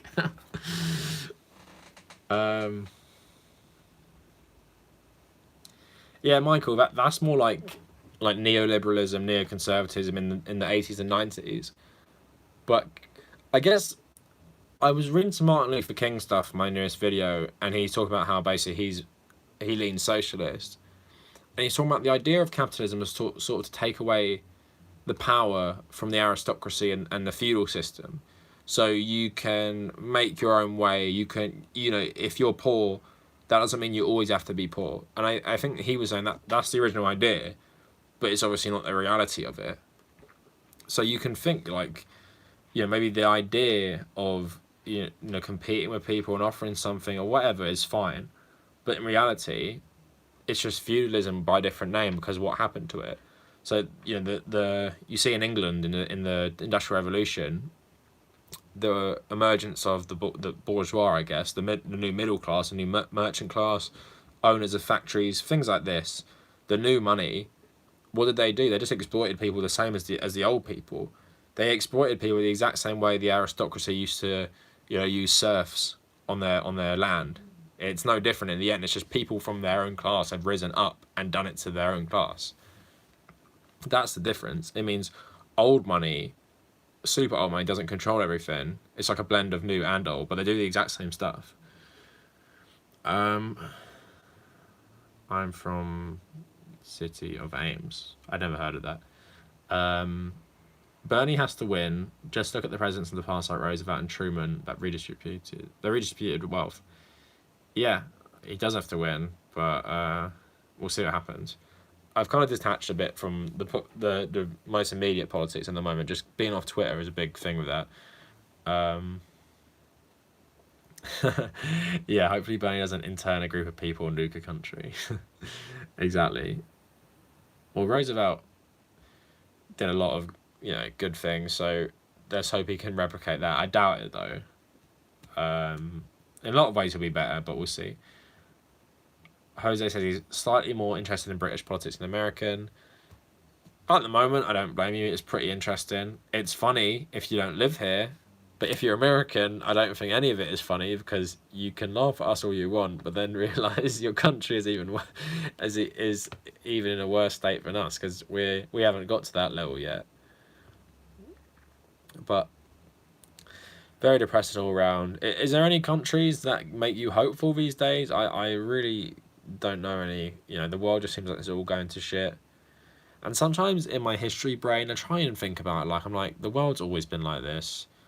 We've just deluded ourselves to thinking it's better. Like, the feudal system still exists, really. It's just a tiny bit different.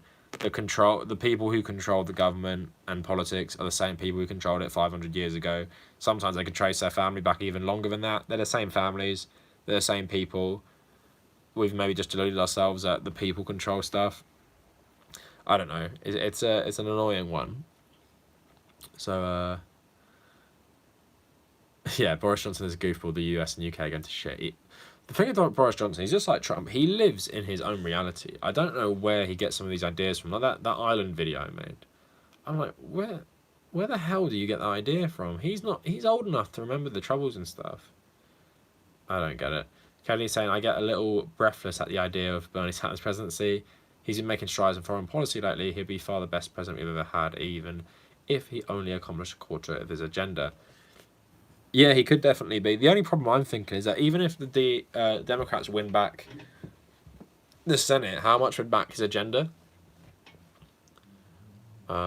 It's like he's stoned when he does these incomprehensible speeches. Yeah, he's such an embarrassment. I've tuned him out like I tune out Trump.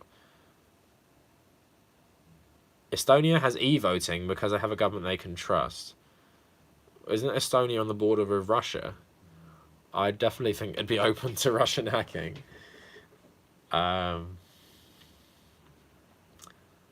Portugal was hopeful. They did the opposite of austerity. Okay, nice. I gotta pay out some Mexican food. You better not end the next 10 minutes. We'll see what happens. We'll see what happens.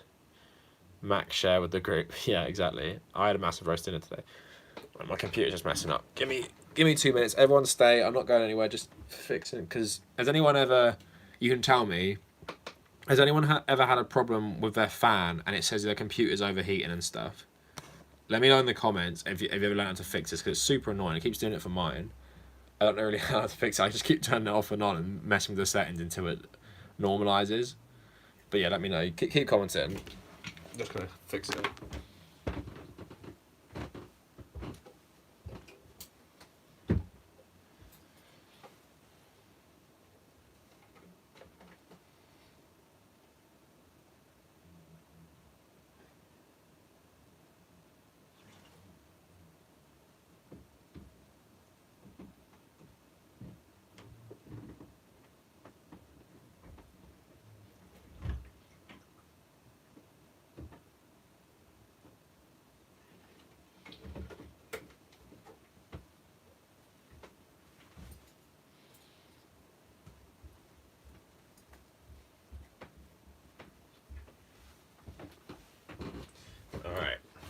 Hopefully that has helped. So let's get back into it. Yeah, I've been reading somewhere you just got to get into the things and maybe buy a new fan and clean it properly. But I don't know. So I have motor devices that overheat in seconds. The fans are ambience. They don't exist. My computer's been fine, but I have had it for a long time, so it might just be getting old. I might need to change some parts to it. But yeah, so I was thinking about what else to talk about. So talk about capitalism, talk about Trump and the Middle East. But I think what was one thing I wanted to speak about today? I was thinking about making a video on it. Yeah, like I was thinking, what did people think if they watched that video of mine the other day about free will? And for those who didn't watch it, I'll basically sum up my argument. I said, I don't know, I think it's a good stream topic because in my own video I was sort of contradicting myself. So basically, I was saying in the video, it's people are like robots in the sense that most people will always vote based on their society and their environment, and there's not really any hope of them ever breaking out of it. And I was saying, whereas someone like Kennedy, I know your parents and where you grew up and stuff is very conservative, but you're very different. But you would probably say you're not, you're the exception and not the rule. So my whole thing was, I was born to someone who went to university. I had the benefit of growing up in a nice, I guess, a family without much trouble. Got to go to university myself, and I had the benefits of all these things to eventually sort of make my own decisions. If we think anyone makes their own decisions, whereas someone grew up in maybe in America, poor white community, very religious. Everyone watches Fox News. Everyone listens to, I don't know, Rush Limbaugh. Everyone listens to Sean Hannity. You go to the same church. You all vote Trump. You vote Republican because that's what you've always done. Everyone just does the same things. You're never exposed to anything different, and that's just it. Do these people really have a choice? Like, are you so brainwashed from day one? Is there any hope? Like, that you're a baby and you're growing up, you're a kid and you're growing up around that, and it's all you ever know. And I know people might say it's like religion, but I think religion is a bit easier to get out of sometimes. It's connected. For example, I was raised Catholic. It's pretty easy to get out of in the end. Do you know what I mean? I stopped believing it because it wasn't forced upon me, even though I grew up around it. But if you have all these different things, like everything you know is all connected to this sort of religious political ideology, from when you're very, very young, and sometimes to break out of that is to ostracize yourself from everything you know. Are humans really any better than robots in this regard? Are they always just going to vote based on how they grow up? Is there really any point someone sitting down, being educated, maybe just reading the policies? Is there any point ever doing that? Is there any point someone listening to Bernie Sanders speak? Is a presidential debate pointless? I think this study showing it is pretty pointless. Because is anyone really going to sit down and be like, yep, I voted Trump last time.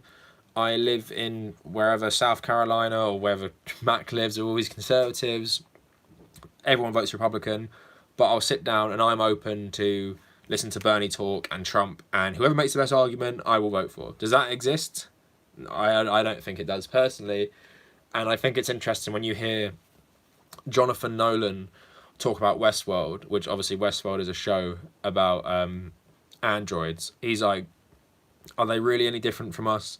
They do the same stuff every day because they're programmed to. But humans do this as well. Like it's not very, very different. Who am I? Jordan. Well, I'm just live streaming. It's just my channel. Who are you? Am I in a position to criticize Trump? Yes. Am I British? Yes. So sorry. You've got a long answer, Jose. I'm open to hear it. Jose saying, dependent on external influences that may allow one to have an open mind. Only way to break out of brainwashing to vote a certain way is if you're raised in that sort of surrounding. Yeah, I guess that's true. I love Westworld. Yeah, I like it a lot as well.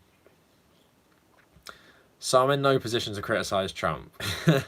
Why can't I criticize Trump? Here's one. Trump and Mike Pence don't have the first clue about what Brexit even is. There you go. Brexit. Pence going to Ireland and talking about a no-deal Brexit. Are you mental? Have you even read about what... You're going to Ireland and saying this shit. Seriously, the dumbest people run America. Even if you believe that, why are you telling the president, the Prime Minister of Ireland, yeah, I want no-deal Brexit. I hope it really fucks up the border with you in Northern Ireland. I hope it reopens the troubles, mate.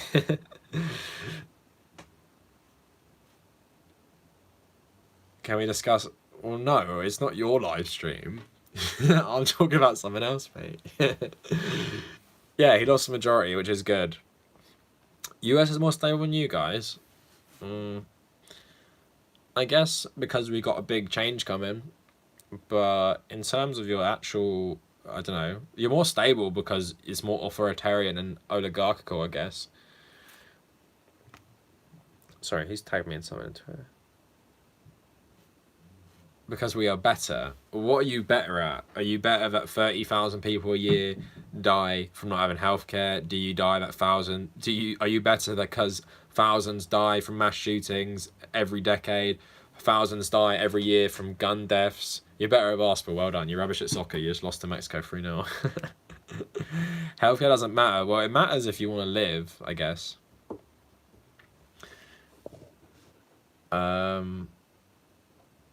You Brits have public healthcare. Yeah, and the only reason it's ever bad is because the right wing keep cutting funding for it.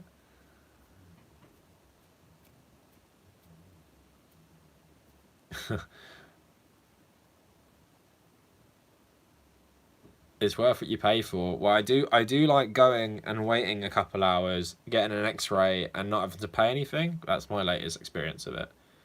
I was in London for vacation. Oh, sorry, I forgot. You're the expert now. You've been to London on vacation. I'm sure you could tell me a thing or two. Someone who was born and has lived here for 24 years. All right.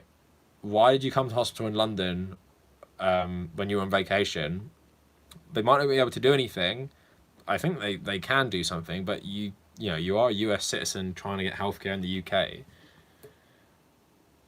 You have Okay, do you not think I have personal experience with public healthcare since it's basically the only healthcare I've used in the UK? You went on vacation once here. Not a US citizen. So why are you saying the US is so great? We're better at dental hygiene. I don't know why there's such a meme about the UK that America has better teeth. I don't understand that, because you can get healthcare on the NHS. Or dental care on the NHS, like I did. I got my braces on the NHS.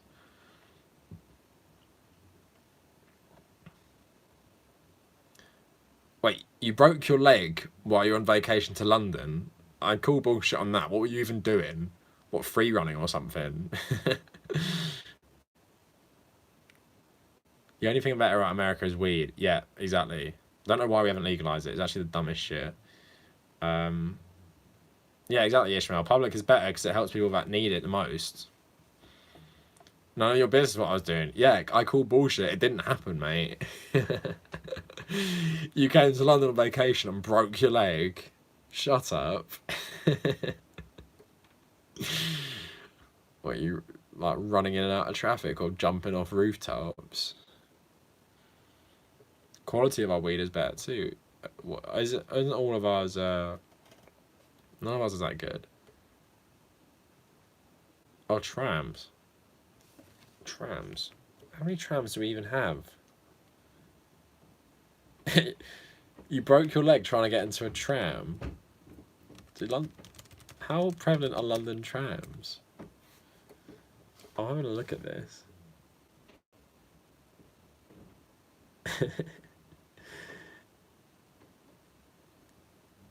Why that? Were you on holiday in London and you're getting a tram? I don't even know why you'd get a tram. Why you're not on the tube instead if you're a tourist? You broke your leg getting in a tram. You just sound like a fucking idiot. Michael, don't even humour him. He's not even. He's lying. He broke his. At least come up with a better excuse. You broke your leg getting into a tram while on holiday. I'm pretty sure there's some safety things. Like if you said the tube, I might believe you a bit more. But I imagine a tram could be a bit more like a bus, where if the door closes on something, it's probably gonna open again.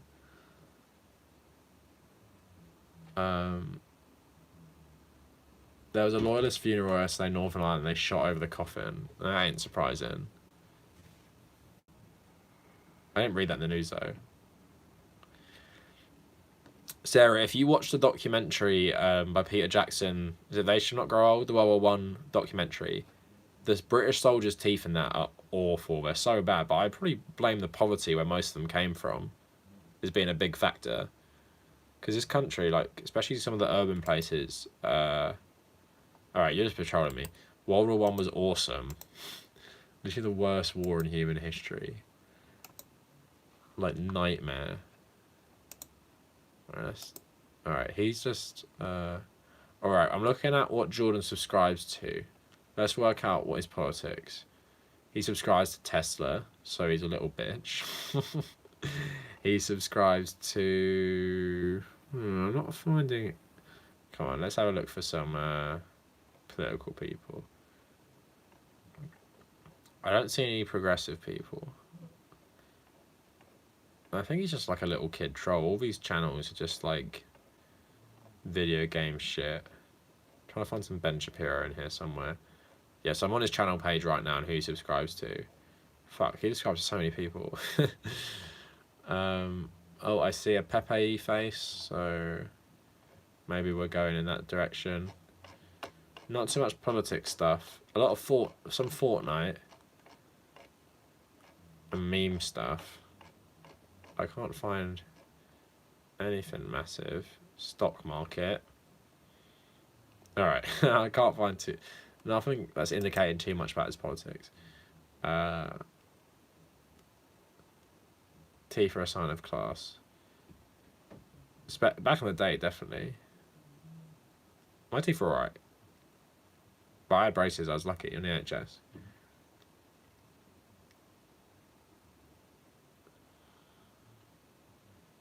Jordan is bored and he needs to go to bed past his bedtime. I don't know how old he is. Who reckon is Jordan the rational? Is it Rational Voice? I even forget who that guy was. If you're a loyalist in Northern Ireland, you're a sucker. Yeah, but a lot of them are descendants from Scotland and England, so I guess to them it used to be that they didn't want to be ruled by the Pope, but now it's probably just don't want to be ruled by the Republic and a Catholic majority. Even though religion is becoming less and less relevant in Ireland, especially in Northern Republic of Ireland, with young people as well.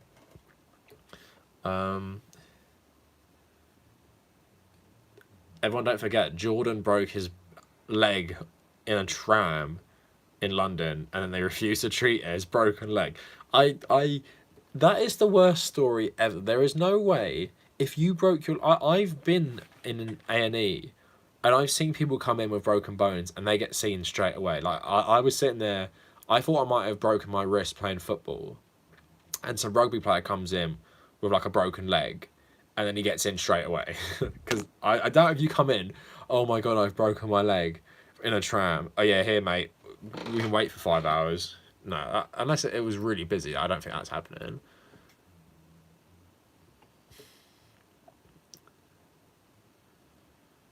Oh, that's disgusting. Sarah, British men are most likely to wipe their butts. Maybe because they think it's like gay. Is that like how like bad the masculinity is here? Would I join the IRA if tensions escalated in Northern Ireland? Why the fuck would I join the IRA? I think Rational Voice is just a rational national and he wants to troll people because he's Canadian scum. Maybe. He seems okay though. Jordan, you're bullshitting.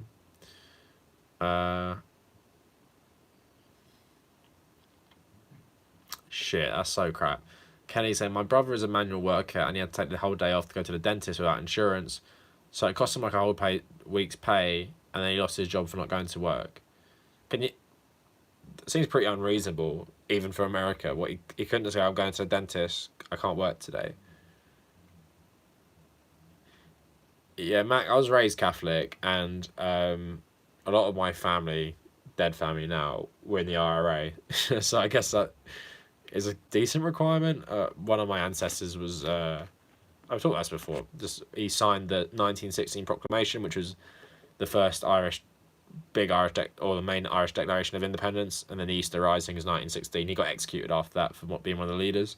They're making a film about him, actually, coming out soon. But that's one of my main answers. But then I think my nana, who's 90 next year, some of her brothers were in the IRA as well, in like the 30s and 40s. Literally everyone was back then. If you have Irish family, you probably have some ties to the IRA.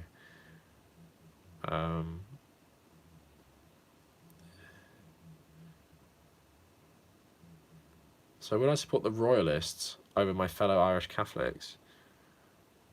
Well, they're not necessarily Royalists, but if you're asking me if I support the Republicans on the Irish issue, yeah, I do. I think Ireland should be a united country. But it's complicated. Like, I understand why some Protestants don't want to join with Ireland, but yeah, as an Irish person or Anglo-Irish person, I think it's just the ultimate thing that needs to happen to just end that, you know, horrible history between Ireland and England, whether it's going to happen. Brexit is giving it the best chance it's going to happen, you know, can happen in a while, because, you know, the Northern Irish Parliament's in stalemate. In the next couple of years, I think Catholics are going to become... Let me check out the population. I think I read somewhere that Catholics are going to become the majority in Northern Ireland soon. And since Sinn Féin are only one seat away from the DUP, if they can make a coalition with someone else, call a referendum on unity. I don't think it will happen peacefully, though. I think there'll be a lot of trouble. Northern Irish Catholic population. So in 1961, 35% of Northern Ireland was Catholic. In 2001, it was 44%. And in 2011, it was... oh no, I can't find the... okay, so there's an article on the BBC. Catholic majority possible in Northern Ireland by 2021. The latest census put Protestants at 48 and Catholics at 45. Most recent figures say that most of them are at working age. Most working age people in Northern Ireland are Catholic now. Yeah, and it'll be Catholic majority. So, next 10 years, referendum. So we'll see. I don't know if you guys know much about Ireland, so I'd be interested to see where you stand. But yeah, I support Irish in the well, either some people on my Ireland video were talking about it, but either independent Northern Ireland or the Northern Irish state as part of the Republic, or just the Republic of Ireland with everything in it. That's what I'd support. And then with the goal of becoming one country in terms of one state, if you do the other solution. He didn't have perfect attendance before he lost his job, but still, oh, that sucks. I guess they're looking for any excuse, a lot of people, aren't they, to fire you. Send the loyalists to the gulag, that's what I say. Well, obviously, not all loyalists are bad people. And anyone can be scared enough. Like, you think... It's not as tribal anymore, but if you think, like, I don't know, if the Catholics dominate everything, will I have a say anymore? I guess that's an easy way to rile someone up.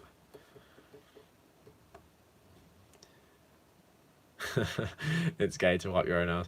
There's these people who are so insecure about their sexuality, they think it's gay to shake hands with other men. I forgot what it's called. It's super strange. Or like high five, or even have friends who are men. It's so strange. I forgot what it's called. But Michael, because Northern Ireland want to be part of the European Union, and if the Tories try and like rip up the backstop and all this crap, you can see it a bit more. And obviously, like I said, in 2021, Catholics might be the majority. Sinn Féin only have one less seat than the DUP, which obviously they're the main Republican party, main unionist party. If they take over the assembly and get some support from the other parties too, then they call a referendum, and the most of your population is Catholic. How is that going to go? And if they become unified, there obviously is going to be some shit from the loyalists, I think. I'm just happy to say, the last couple of years have made me really not like England anymore. Like, I'm not talking about the UK, I'm talking about England specifically. And when I'm watching British politics, and I'm looking who's fucking over the country, it's white, upper class, rich Englishmen. It's English people. It's not, Irish people. It's not Scottish people. It's not even Welsh people, who are kind of helping this because they all voted for Brexit. But yeah, it's privileged white Tories who are all from England, for the most part. And you can see a lot of Brexit is an English thing. It's English and Welsh. Northern Ireland and Scotland didn't want it for them, if you're basing it on majority and stuff. So it's depressing to see, and it's made me really rethink how I feel about England. Yeah, Sarah, sounds great to to watch while eating. Would I ever go to Israel? Because I love the history of the region, I'd really like to. I'm not sure. My girlfriend's brother went to teach Palestinian kids skateboarding, and he went to Israel first. And he said it was really cool there, even though it's obviously quite dangerous. So yeah, I probably would like to go. That whole area, like Jordan, Israel. I'm not sure which countries don't let you in with an Israeli stamp on your passport anymore. I don't know if it's just Saudi Arabia and Iran. So I hope I'd be alright with that stuff. Crazy back in the day, we wouldn't let you into places like Morocco if you had an Israeli stamp. Sorry, just getting something on my computer. Does it really come down to religion that prevents Northern Ireland from joining the Republic of Ireland? It's not religion anymore, really. It's not, I believe in the Pope, I don't believe in the Pope. It's just sectarianism. Being Irish Catholic Republican basically means to most people, I am Irish and I'm descended from people who've always lived here. I'm descended from Gaelic people, I'm descended from the natives, I'm descended from the people who've always lived in Ireland. Being Protestant, loyalist, Northern Irish basically means I am from Scotland or England, I'm from the United Kingdom, I'm not from Ireland, I'm descended from the settlers. And obviously there are people on either side who may be Catholics who are descended from British people, or they might be Unionists who are actually natives, but for the most part that is the sectarianism. It's one is British, one is Irish. So Irish Catholics in Northern Ireland I'm not going to speak for all of them, but probably have a lot of sympathy towards the Republic.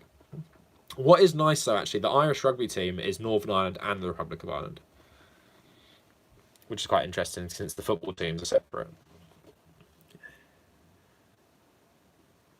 It's not a religious thing anymore. It used to be. It's not anymore. It's a sectarian thing. It's like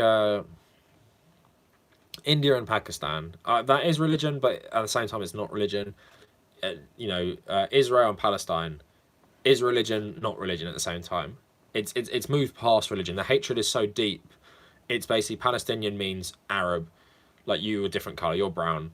Israel means you're you're Jewish race. It's more about the Jewish people, whether they believe in they believe in the same God essentially, but it's not about religious differences. I think when it gets so old, it moves past that a lot of the time. Bro, you talk to other dudes, you have friends, that sounds gay. But actually, I can't believe there's people who actually think like that, but it's true.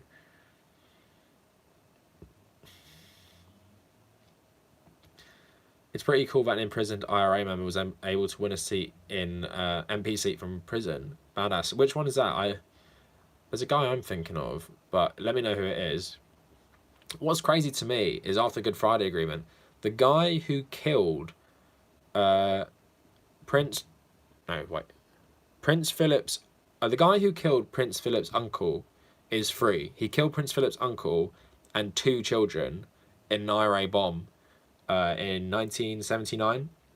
Lord Mountbatten, who was also the last Viceroy of India. And this guy's free now, which is quite crazy because of the Good Friday Agreement.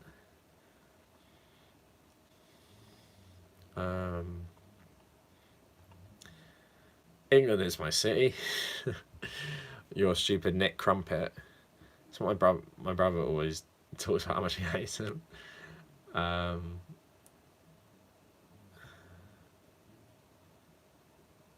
Pope and Satan are one and the same. We're talking about Northern Ireland, yeah. Can even kickflip, bro. Nick Crumpet can't. What would happen if Northern Ireland, Scotland, and Wales were voted to become independent? I don't know. It wouldn't happen, but I can see Scotland becoming independent. I can see Northern Ireland becoming part of Ireland. I thought it was gay to hang out with a lot of girls. Does it mean those dudes that she think being friendly with anyone else is gay? Well, I think they think being friends with girls is a pathway to like getting with them, so they don't think it's as gay as being friends with guys. Imagine being that uncomfortable though.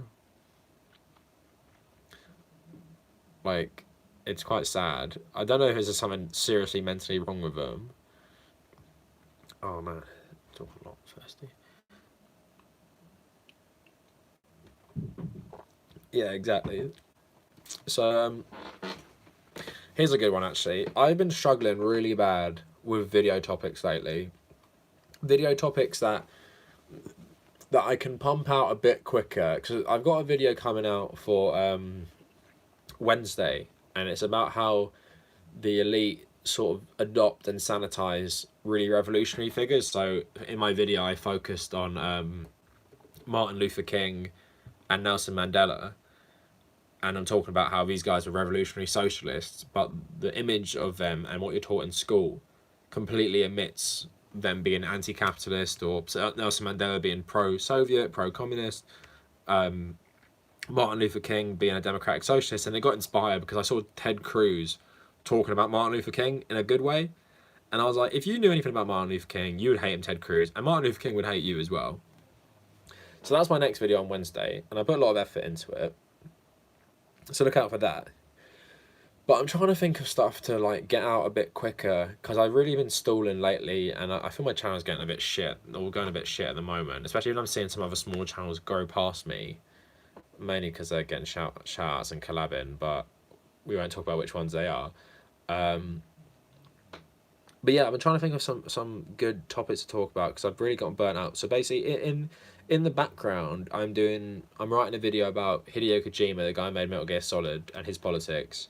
I want to write one about Jim Sterling, the YouTuber, the video game YouTuber. But other than that, and I want to do one about Modi as well, but I want to do these longer form video essays for these topics, because I think they require a bit more information than I can just talk about, rather than, you know, I need to read off a script for these types of videos. But yeah, if anyone has any suggestions of something I can do, it can be popular, it can be something smaller, I'd be grateful. I was thinking of maybe talking about how warped the political spectrum in the US is compared to the rest of the world, or especially Europe, is something. Do an Irish perspective on why Bernie's the only choice for America? Nah. Because I've already done the British one. So, oh, Lee, you're talking about that stuff. Yeah, Lee, what do you think about guys being so insecure they think it's gay to be friends with guys? The Reliant, what's that about? It's about Antifa. Are there any good news sites about Britain and Britain, or is it all awful? Well, I mean, if you just want your news in terms of you just want the facts, that plenty of things are fine. I guess The Guardian, if you want a left-wing one, which is probably a bit better. The BBC can be fine as well. A lot of it is just owned by millionaires and the right wing, so in terms of what I'd recommend following people on Twitter probably a bit more. Gonna stream the next Dem debate. When is the next Dem debate actually?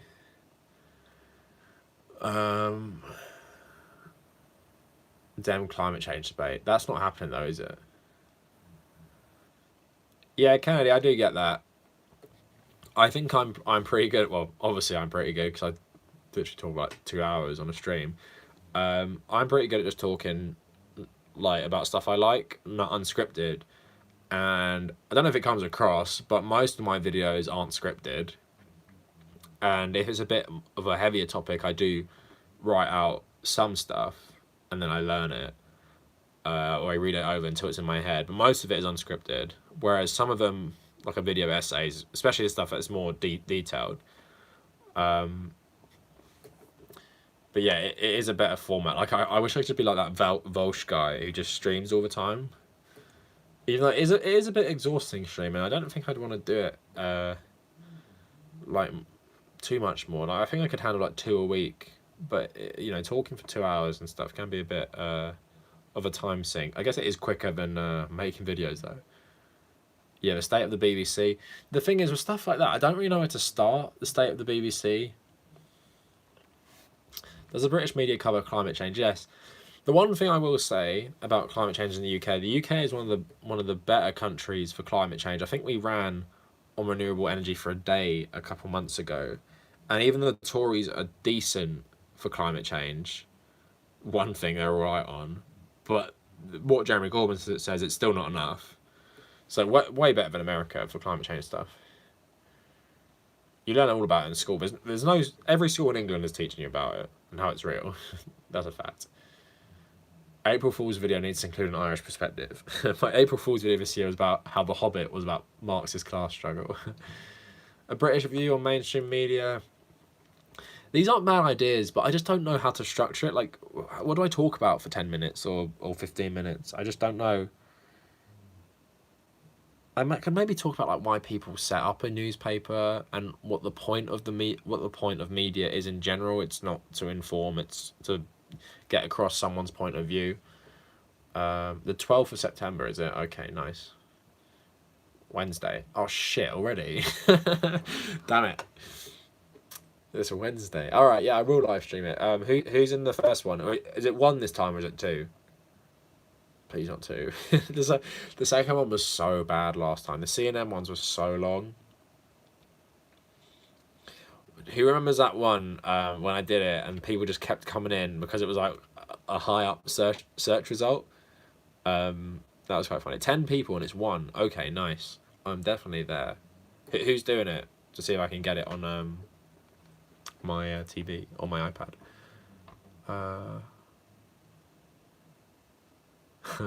Lee, I think that's quite optimistic, man. I appreciate it though. So Lee says, I think you should do videos on issues you care about and go into depth on them as you see fit. One day someone will be preparing a TV piece and use your video and the rest will follow. The thing is, when I do stuff I actually care about, it doesn't do well.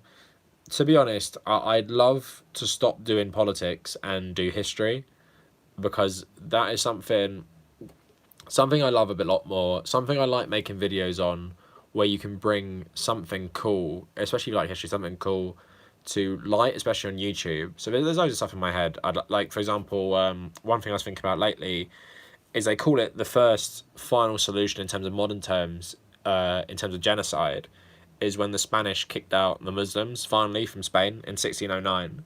And the language they used was very reminiscent of the language Hitler eventually used when he's talking about the Jews.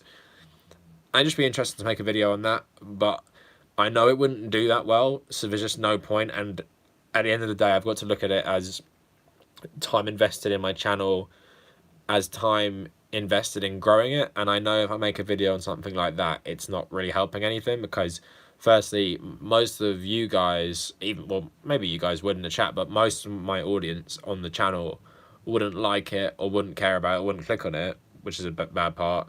I don't think many people would click on it on Reddit or anything like that, so it becomes quite obsolete, I guess. And it's something I'd like to do, because I think it's nice, because you don't run out of content, for one thing, because I've obviously done a lot of history. I've got so many ideas for that type of video, and I love that sort of stuff as well.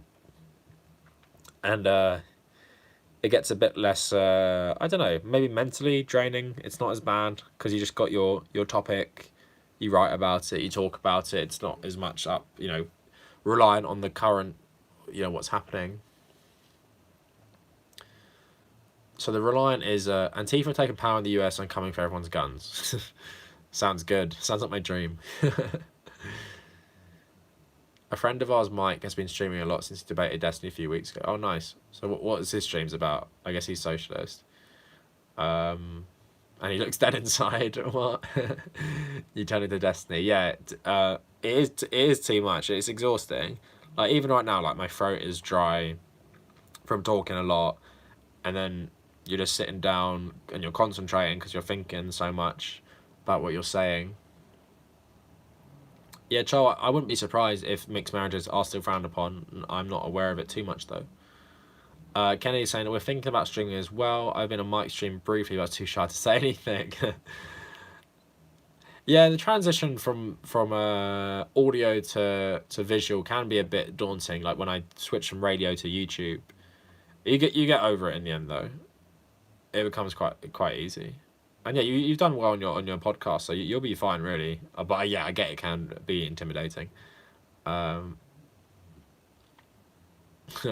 word debate does not really apply. More like one question from a conservative oligarch point of view, and you have 40 seconds. Yeah, it's like Andrew Yang says. It's a bit of a joke, isn't it? More like a reality show.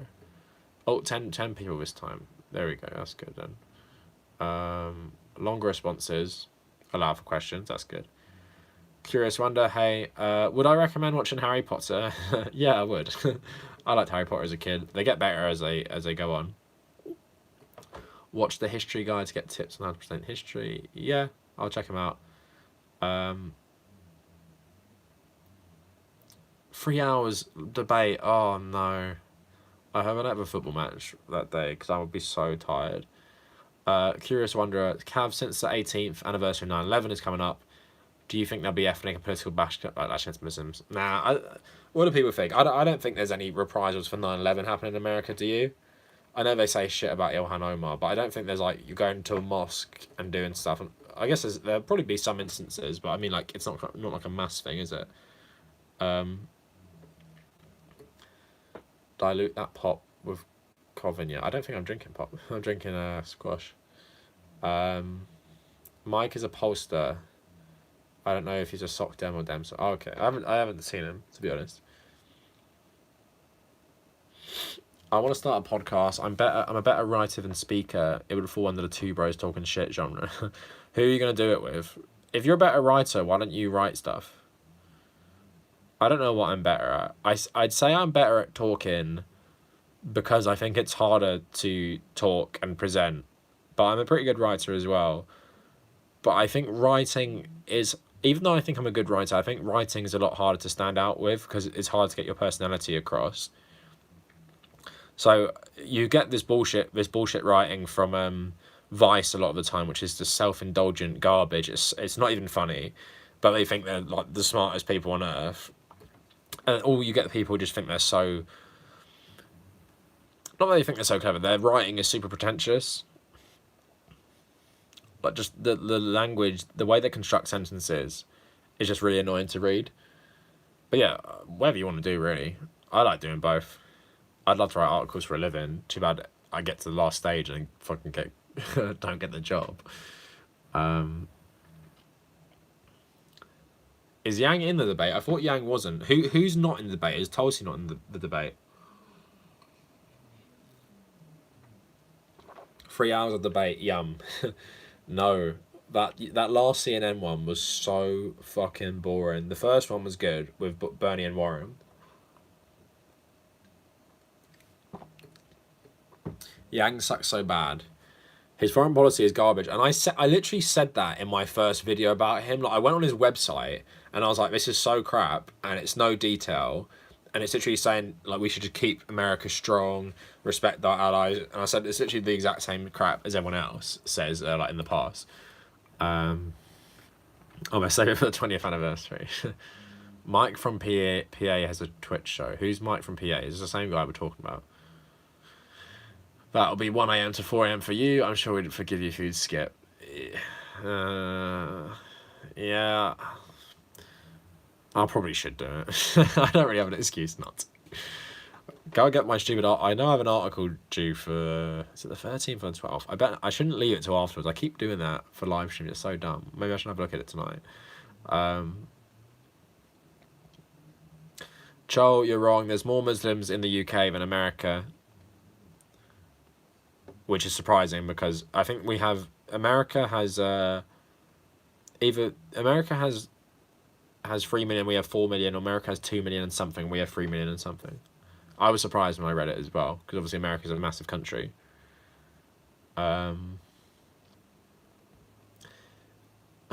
Mac, I saw Yang talking about LGBT rights, and people in the comments were like, don't go too far with this stuff.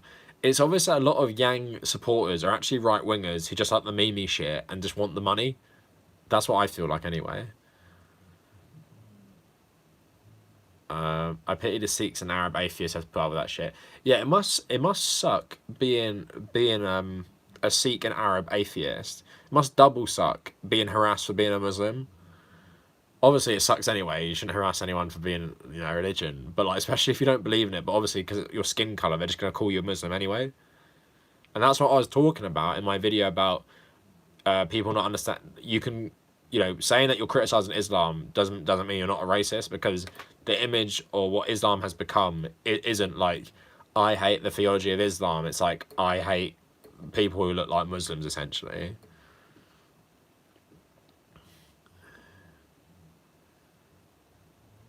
Yeah, he stayed below 5% this whole time. He's not going to win. Yeah, exactly. I love podcasts and I get paid to make the same shitty jokes I make on Twitter. Twitter's easier, though. People comment your voice. Yeah, like me. You do have a really good voice for it, to be honest. I don't know if that's me, a British person, just thinking Americans all sound like actors and actresses because your accent is so like Hollywood. Everyone's like, I hear. It's like I watched that AOC documentary.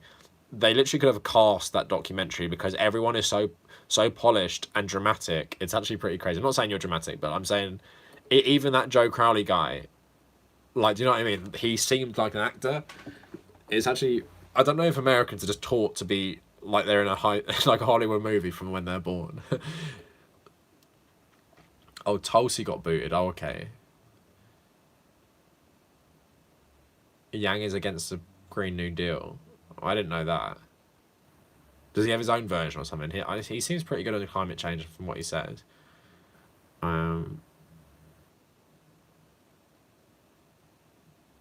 Oh, thanks, Curious Wonder. I appreciate the $10. Too kind, though. You shouldn't have. So, Cav, would you consider criticising... And yeah, sorry, once again, I do really appreciate the donation. So, Cav, would you consider criticising YouTube commentators who hold a bias and are uneducated and an uneducated opinion towards ethnic minorities within the US, Europe, or outside? For instance, Richard Spencer or Crowder. I have the one on Crowder saying that Nazis were socialists, and I think targeting someone like Crowder or maybe Ben Shapiro, Dave Rubin is better than targeting someone like Richard Spencer, because Richard Spencer is just flat out Nazi. Do you know what I mean? Like, it's not like he's so popular with conservatives, you have to say why he's wrong.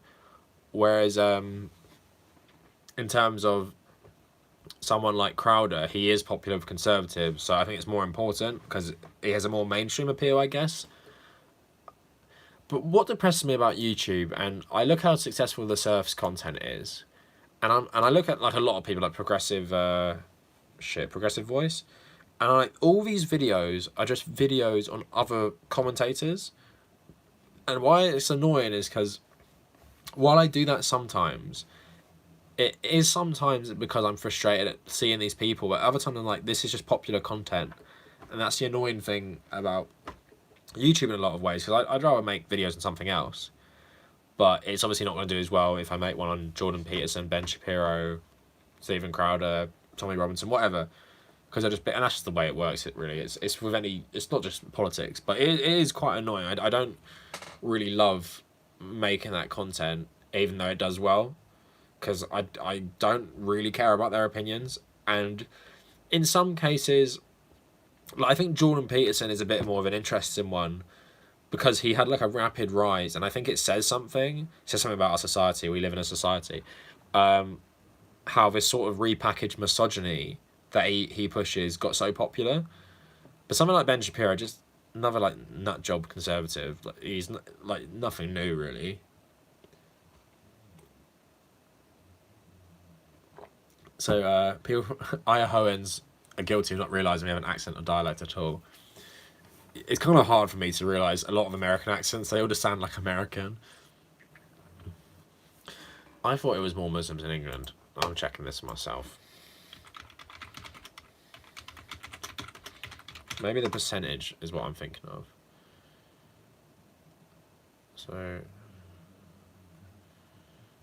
am I thinking of, shit, what am I thinking of? Muslims. So I'm looking at 3 million from 3.3. UK. Oh, that was the UK. Okay, in the US.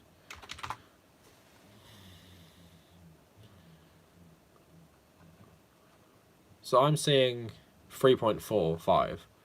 The stat I used before must have been outdated. What are you saying? You're saying 3.85? Is that African American Muslims too? Progressive Voice hates you. Why does he hate you? He doesn't reply to me on Twitter. He never does. He's too above me.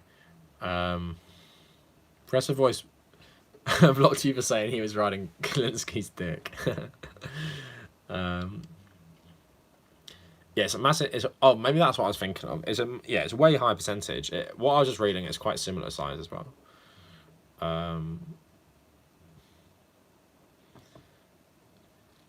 Yeah, like I could. Yeah, I know what you're saying, Lee. I can make the video. PewDiePie is a white supremacist. Here's the evidence. Get loads of hate. Get loads. Not loads of views. I'm sure it would do okay. Not anything special. But at the same time, that's just what content people like, really, isn't it? Which is annoying. And when I'm reading about more stuff to do with YouTube and demonetization, it just makes me more depressed about YouTube. I just want to get 10k and 1k subs, 1k views a video. That's my goal. Like, of course, everyone would like to make this their job. I'm realistic though. I know I'm never going to become that successful on YouTube. But yeah, having a bigger audience, like a consistently viewed videos would be nice. Because my growth is pretty slow, to be honest. What's it like? Been decent, like 2k subs in what, 8 months or something, 7 months. Like I got like, it was nearly 2k like 4 months ago, so it hasn't grown too much lately. So Kennedy's saying, you yelled at him a year ago for being a shithead anti-SJW because he didn't realise. I didn't realise he was like 17, and I always joke about banning him when he comes into YouTube chats. Yeah, he is a bit annoying. I guess his content is okay. Wait. Progressive voice.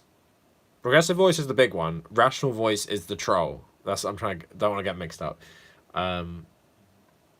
Progressive voice likes to make noise about social media drama and have 20 ads in a 10-minute video. Yeah, exactly.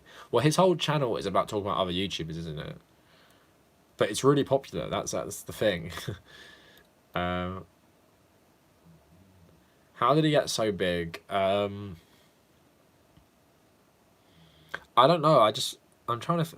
There's obviously like there was breakout moments like he made like a Logan Paul video December 2017 that got like 16 million views, and that set him on the path for 1 million. He had about 300,000 in summer 2017, so 2 years ago. And it's really because a lot of his videos just blew up, and they're on popular people, popular other YouTubers. So it's kind of what I'm saying. It's what people want, I guess, on YouTube. And then last year he's got like another 100,000 just popular videos as well. So Ishmael saying, I will be here for you when you hit 1 mil. Mate, I'll be lucky to hit 7k. 1 mil, well, 1 mil wouldn't, I don't think 1 mil can ever happen to someone who's on like left-wing politics, because Jim Sterling's probably the closest to it. Oh, Curious Wanderer, stop. Too much. Also, Curious Wanderer, before I read your comment, you commented on my Instagram, my latest post, didn't you? You said my girlfriend looked like Cara Delevingne. Was that you? I think it's you. Even though I don't agree with it, she looks like Cara Delevingne. So yeah, thanks again for the donations. Way too much, man. Cav, I would think that your YouTube channel could be similarly described like a more local, authentic, and warm restaurant in a neighborhood, rather than a big YouTube channel that focuses on money only. Oh, thank you. That's a nice comment. And obviously, I don't mind that vibe, but it's just the views. Like, I'm annoyed. My last couple videos, let me look at them. So I do appreciate that description. I do like it because, as you guys would know, people who subscribe, I try and reply to every single comment. Obviously, I try and read most comments in the live stream as well. But what my problem is, at the moment, I was doing pretty well. I want 500 minimum views. My last video got, I don't know what happened to my last one. It got 242 and 38 likes. I don't really get that because that's my worst video in, about 6 months. And then before that, my Political Evolution, 20 minutes long, 430 views, whatever. That's fine. I guess that's all right. Then I got 1,000 for the other one. But then I go through a little phase, talk about the GOP love in Israel, 600. And then here's one, like a British take on mass shootings, for example, 500 views. That's what I'm talking about. But I don't understand why it's gone down a bit lately. But why are you saying it's like, I know you guys a lot of you are regular viewers, commenters, all that, and it's like a warm restaurant rather than a big chain. At the same time, I wouldn't mind having a couple more views, and it's not about the money. I don't know, it's just, even though I get a lot of comments, I just want to have 500 to 1,000 for every video. I guess it's, you want people watching what you've made, and you don't want a low amount, I guess, is a problem.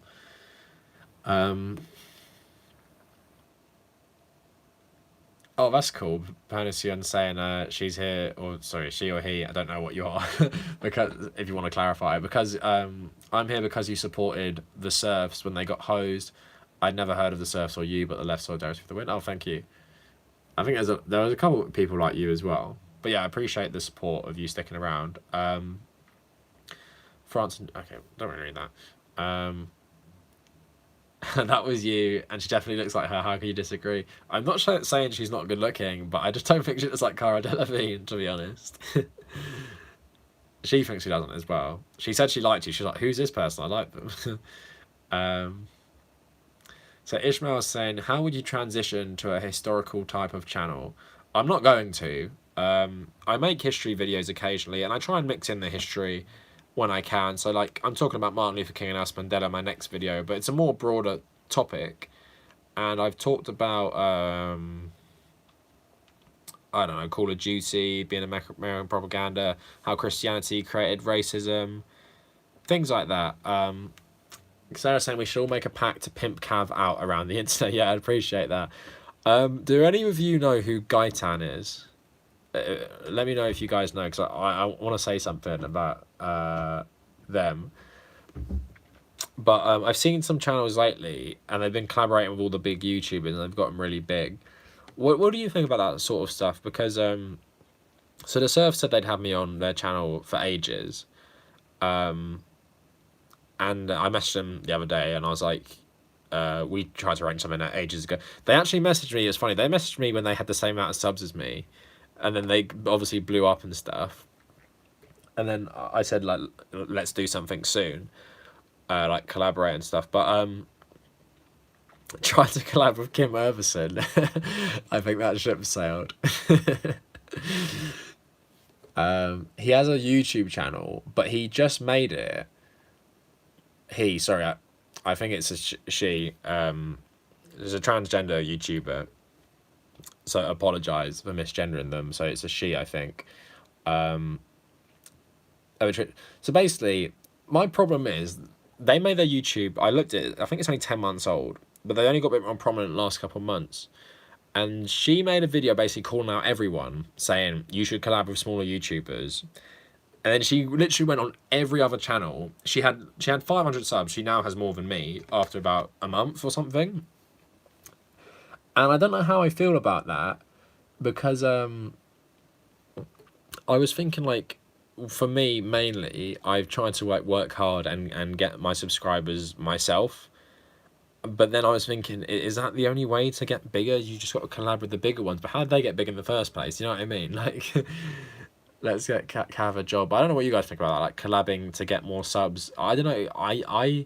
I think I was just salty because they got bigger than me, and I felt like they didn't earn it because they just blew up because they called out people for not collabing enough with smaller YouTubers. Basically, kind of seemed like you should collab with me because I'm smaller and you owe me. That's what it felt like. Let's get Cav a job in TYT. Yeah, everyone get me a job in TYT. I don't think that's ever going to happen. That'd be cool though. If TYT UK ever happens, we got to spam like Jenk and John's Twitters. Try and get me a job. I'm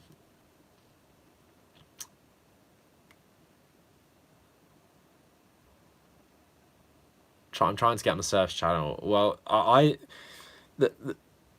don't know. The thing is, I feel like I'm bugging them now. Because we used to talk a bit more, and they said they'd have me on, but then they sort of forgot that they'd said it, and they were having other people on. So I just thought me and them weren't as cool anymore, so I thought I'd leave it. But then I saw them, they had Kevin Logan on the other day, and I was like, oh, okay, I'll just ask them if they remember that they said they'd have me on. I don't know. But I just don't want to seem like a beg, like I'm only talking to them because I want to get on their show. Because I used to speak to them, then we were the same size. But I feel like a lot of people just beg to go on other channels, and they get it. I don't really like that strategy so much. Please open your live stream with Cummy at Cavs. I want the guy to come in the chat who calls me the Chad Historian. That's my new name. Giving away free stuff gets you subs. I swear that gets you banned now. So you're not allowed to do that. You got to promote yourself in other programs. What's Cumtown? Or are you just fucking about? Everyone I know that has a podcast uses the Majority Report to promote their work, but do they have people on though? I know you're a mod for their chat, but do they just have random people on?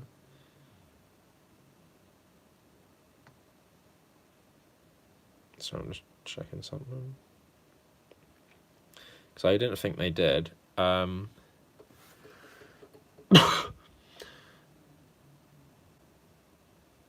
What is Cumtown? Drunken Peasants asked me to come on again. I'm not doing it. Even though it's a massive channel, literally, I don't think it even got me like one sub. What the fuck is Cumtown?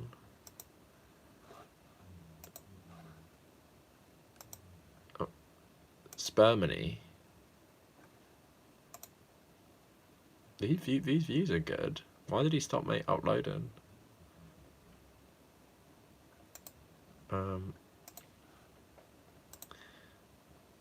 can't you do giveaways? There's some new rules. I don't know if it's giveaways. I forgot what it is. Maybe it's not giveaways. But there's some new shit you can't do. You'd get your channel banned.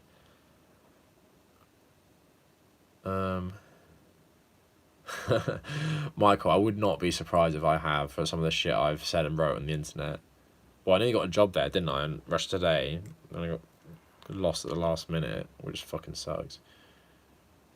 Oh, okay. Come Town is a shitty podcast with vague left politics and a lot of ironic sexism. But they make 50 grand a month on Patreon. It's like Drunken Peasants. I don't know. I just don't fit in with that so bad. Like on Drunken Peasants, I just felt like I was like, what the fuck am I doing on this? Like, I thought I was coming to talk about politics. We're like watching all this memey shit, and I don't find it funny. I'm not like some hysterical American. Like all you Americans, you just find everything fucking hilarious when it's not. That's why your TV shows are so crap, because you think the dumbest joke, the worst jokes are so funny. Nah, I'm kidding, but you know it's true as well.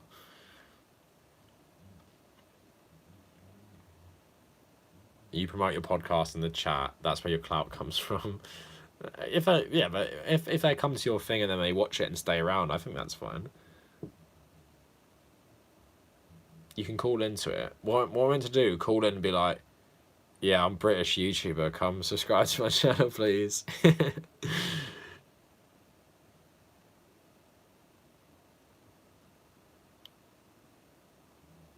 Wait, Kennedy, have you blocked Mac?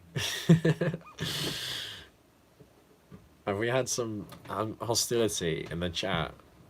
So Mac is saying, Come Town is the most enlightened show ever. Alright, I don't know what to believe. I couldn't... Come Town... I didn't block Mac. What are you talking about, Mac? Come Town podcast. Well, that's the person who told me. What do they even talk about on Come Town? Can you get on it? Or is it you just saying I should, but it's like one of those things I would never get on? Oh my god. 48,000 a month. Give me half of that, please, Come Town. The Cum Boys. One of their tiers is Nazi pricing. Oh, I've got a message on Patreon.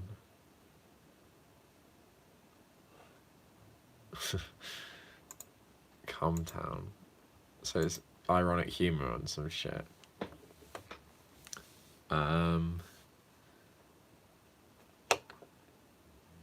Sorry, the Kennedy does think everything is funny. All Americans think everything's funny. The Cum Boys know what's up. I'm sure they do. I have black friends who live in Brixton. Okay, Joel, that's great. What, you just call in? Is it like David Packman when he has people call in? But can you even call in if you are you from another country? Oh, Kennedy can't see Mac anymore. But now he sees it.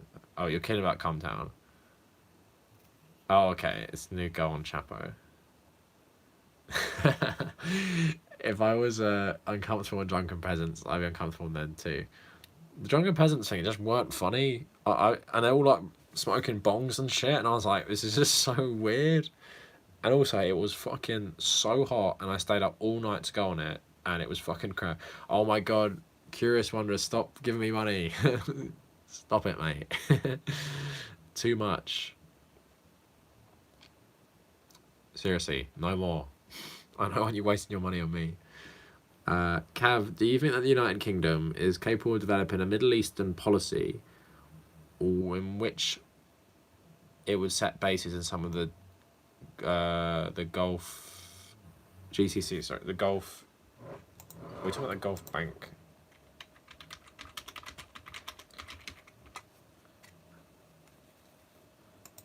Oh, the Gulf Cooperation Council, sorry, I should know that, but so checking who's in it. Bahrain, Kuwait, Oman, Qatar, Saudi Arabia, and the UAE. So you're asking me, Do I think the UK is capable of developing a Middle Eastern policy in which it would set bases in some of the GCC countries? Curious wonder, does it not operate in those countries already? None of them. I know the US does, but is there no UK bases there? I probably should know this. It's bad of me not to know this. So there's no UK bases in Saudi Arabia, there's just US bases.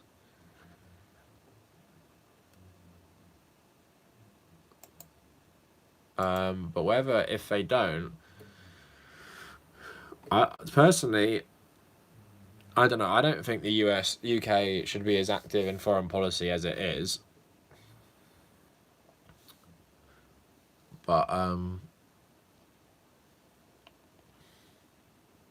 not sure, to be honest. No, because I don't want it to get into more hostility with Iran. So I don't want it having bases in Saudi Arabia or places under tight control from them. Obviously, things like Kuwait is complicated anyway because of the hostility they often have with the other with other Gulf countries. So yeah, I don't want more UK bases around the world. And since we have such a shitty history in that region anyway, I don't know. I think when we left Oman, in 1971, and we left Yemen, that was a good thing. Even though the US literally just took over from us. Okay, majority report is a fast growing show on the left because it's so good. You're anti-bong, bro. Check your bias. Would you care if you drank a beer? I'm not anti-bong. Okay, I'll keep it real. I think smoking a bong is pretty trashy, to be honest. But at the same time, but I think there's a time and place for it. Not on a podcast where you're being watched by thousands of people. And I don't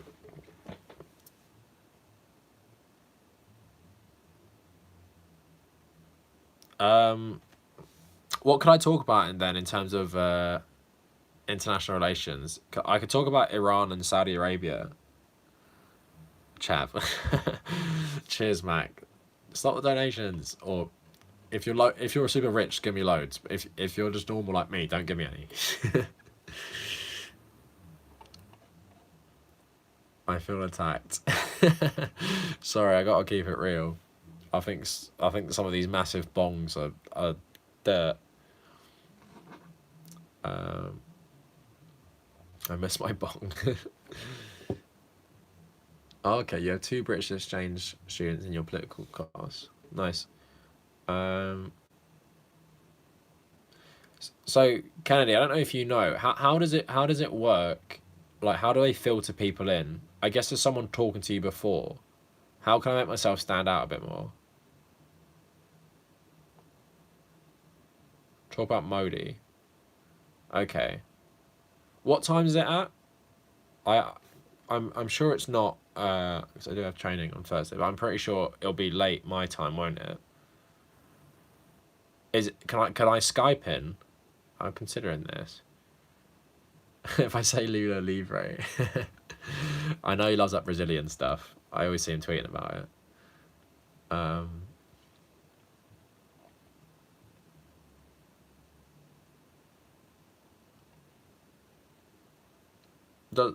Does that work though?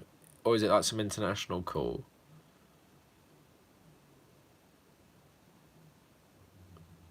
I don't know if you know this. Bongs are nice and blunts are trashier. Have I ever taken a bong rip? No.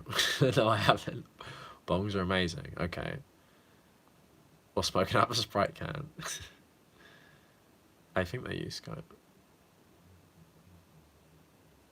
Oh, okay. Kuwaitis love the UK due to Q8 being a protectorate.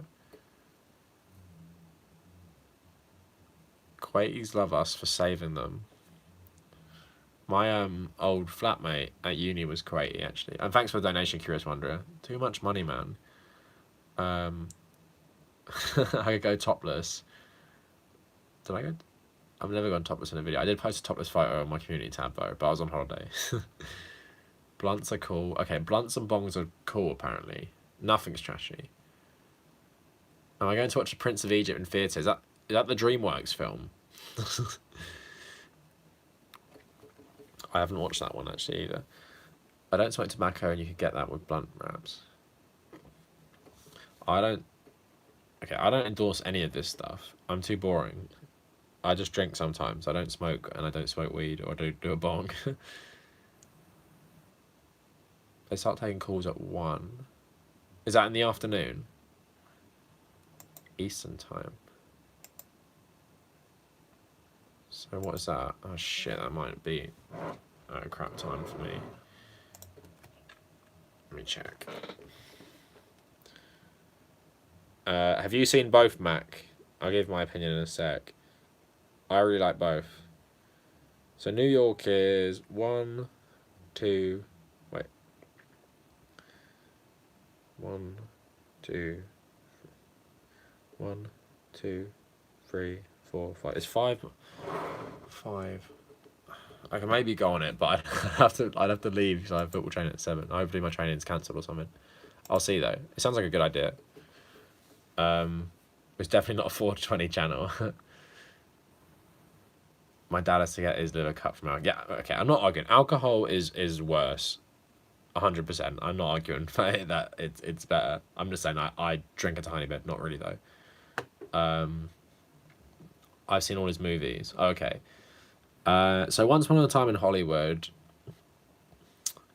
I don't know. I preferred it to Django, but Django is like sick. Like the pace of Django is really good, and for a Quentin Tarantino film, I guess it doesn't really slow down too much, and every scene is just so good in Django.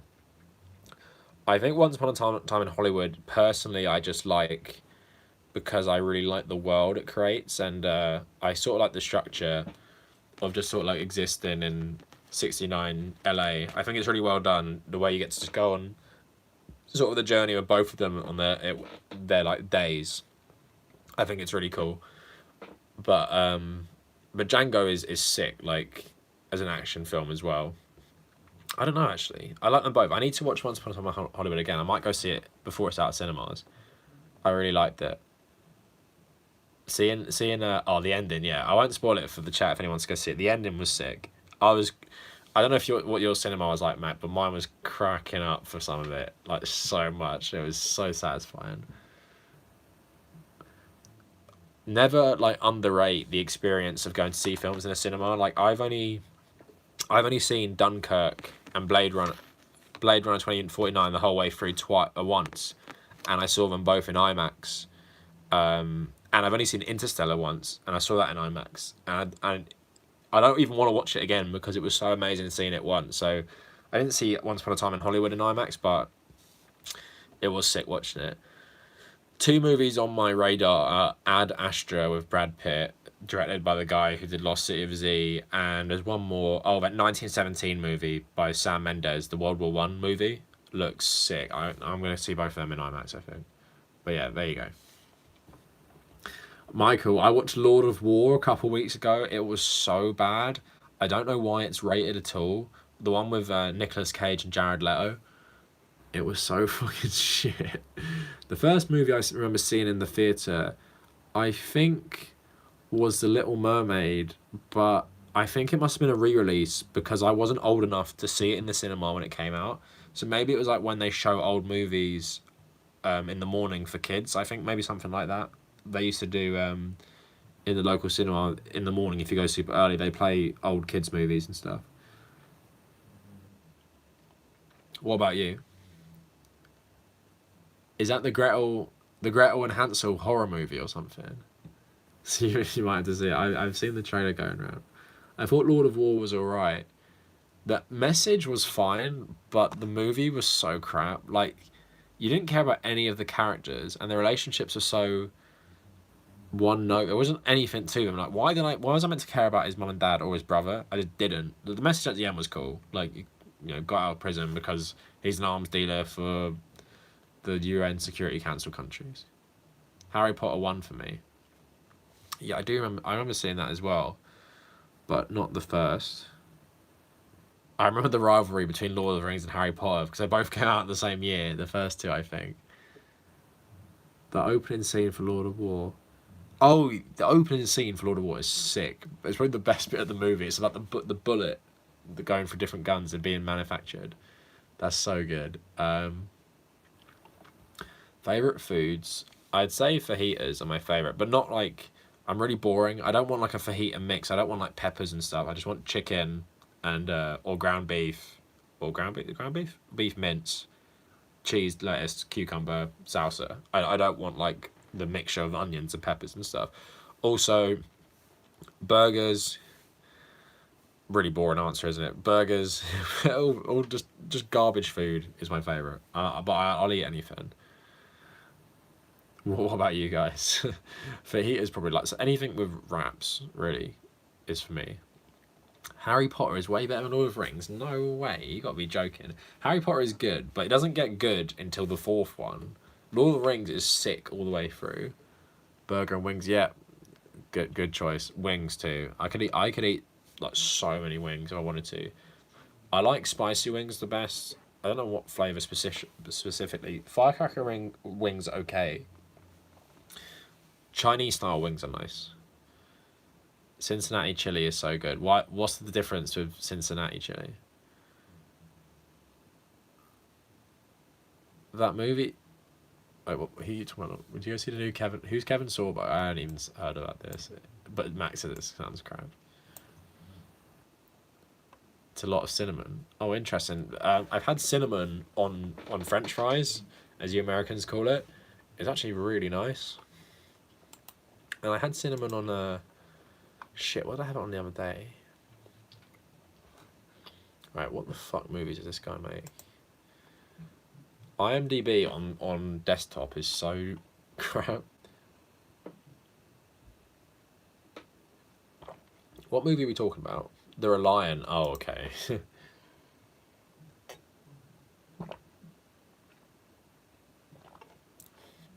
It's got reviews.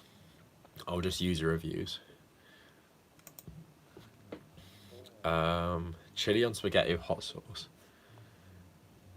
It sounds okay though. Dennis Quaid is another actor I avoid. Nicolas Cage is in garbage, but he's in good. Actor I avoid. Oh, Greg Kinnear, and who's the one who used to go out with Ben Affleck? Jennifer Garner, is it? They are in so much Christian garbage films. Greg Kinnear, what's he most famous for? He's been nominated for an Oscar and stuff. You probably know. You probably, if you type him in, you know who he is. They're in so much Christian garbage all the time. Whenever there's a Christian movie about someone being brought back from the dead or like heaven is real, you know them two are in it. There's any Christian movies that are good. I guess Silence by Martin Scorsese might be good. The one about Andrew Garfield, who's the priest who goes to Japan. I need to check that out. It's Andrew Garfield and Adam Driver and Liam Neeson.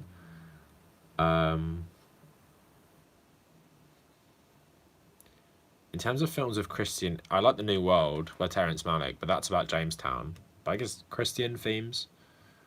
A lot of Terrence Malick films are about God. So I guess a lot of his movies. Trying to think what else. But in terms of actual religious movies, yeah, I'm not too sure to be honest. I'm trying to think. Any Jesus? Oh, I don't mind some of the classic Hollywood movies like about Moses. Is it the Moses with Charlton Heston? I just appreciate how big the spectacle is. But yeah, not too religious. Curious one was saying, you know, Cav, when I was watching the House Speaker yelling at the MPs, I focused on the Parliament set, and I must say, it really shows how great your democracy is, and I like how everyone sits next to each other.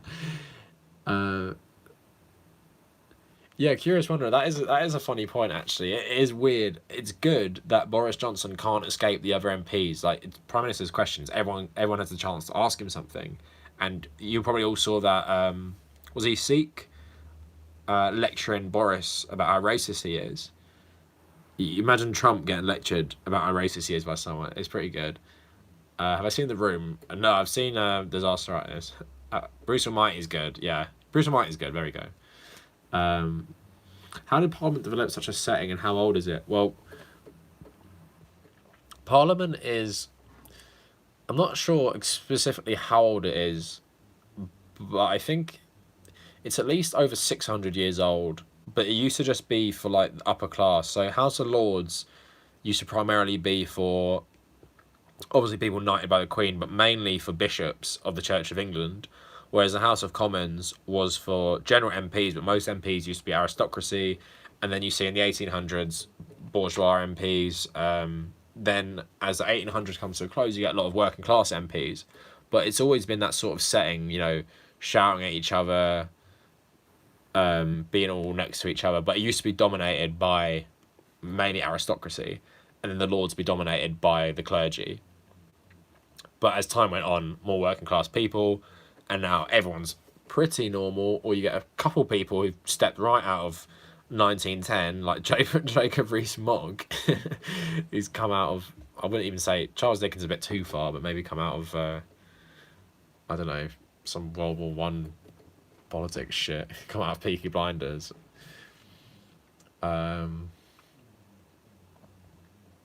Yeah, he's so awful, isn't he, Jose?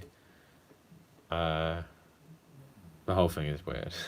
Alright, so I think I'm going to call it there. I'm going to call time on the live stream, just because I got some stuff to do and I want to apply for some jobs and maybe finish or start the article. Yeah, it's the rotten boroughs. I can make a whole video on this. Rotten boroughs is where you used to have like 10 or 20 people. You just stick someone you want to be an MP, they get elected. They cleaned a lot of that up though. I keep thinking that Mog's bitch is going to shout Expelliarmus or some shit. Good night, yeah, take care. And thanks for the donations, Mac and Curious Wanderer. I always appreciate it. I always feel bad for taking them, but you know, your money, do what you want. But thanks a lot. I really appreciate it. I appreciate everyone joining the stream. It's been fun to do this again in my own setting, as opposed to being on holiday or being at my girlfriend's house. Keep an eye out on the channel. Definitely Wednesday night, there's a new video. Check it out. I worked very hard on it. Last 3 nights, been doing it all night. And yeah, I'll take some of your suggestions on board when I'm planning my next one this week. Try and get 2 more up maybe. I'll see how it goes. But yeah, thank you all for the fun discussion. Always fun talking. And yeah, I appreciate everyone. Do the debate. Yeah, oh shit, yeah, there we go. I'll do the debate this week then. 12th. So wait, it's the 9th now. 10th, 11th, 12th. Okay, yeah, I'll definitely do the debate. Sorry, Robert. I'm off now, lad. All right, thank you everyone for joining. Next Sunday, if you're about, please join again. Probably exact same time, just 12 o'clock. I try and start it at 12, man, if you're about next week. And I'm going to do the debate this week as well, so come join that if you just want to talk while we watch the presidential debate. I'll make it next Sunday. Okay, cheers. All right then, thank you everyone. Have a good week and appreciate the support as always.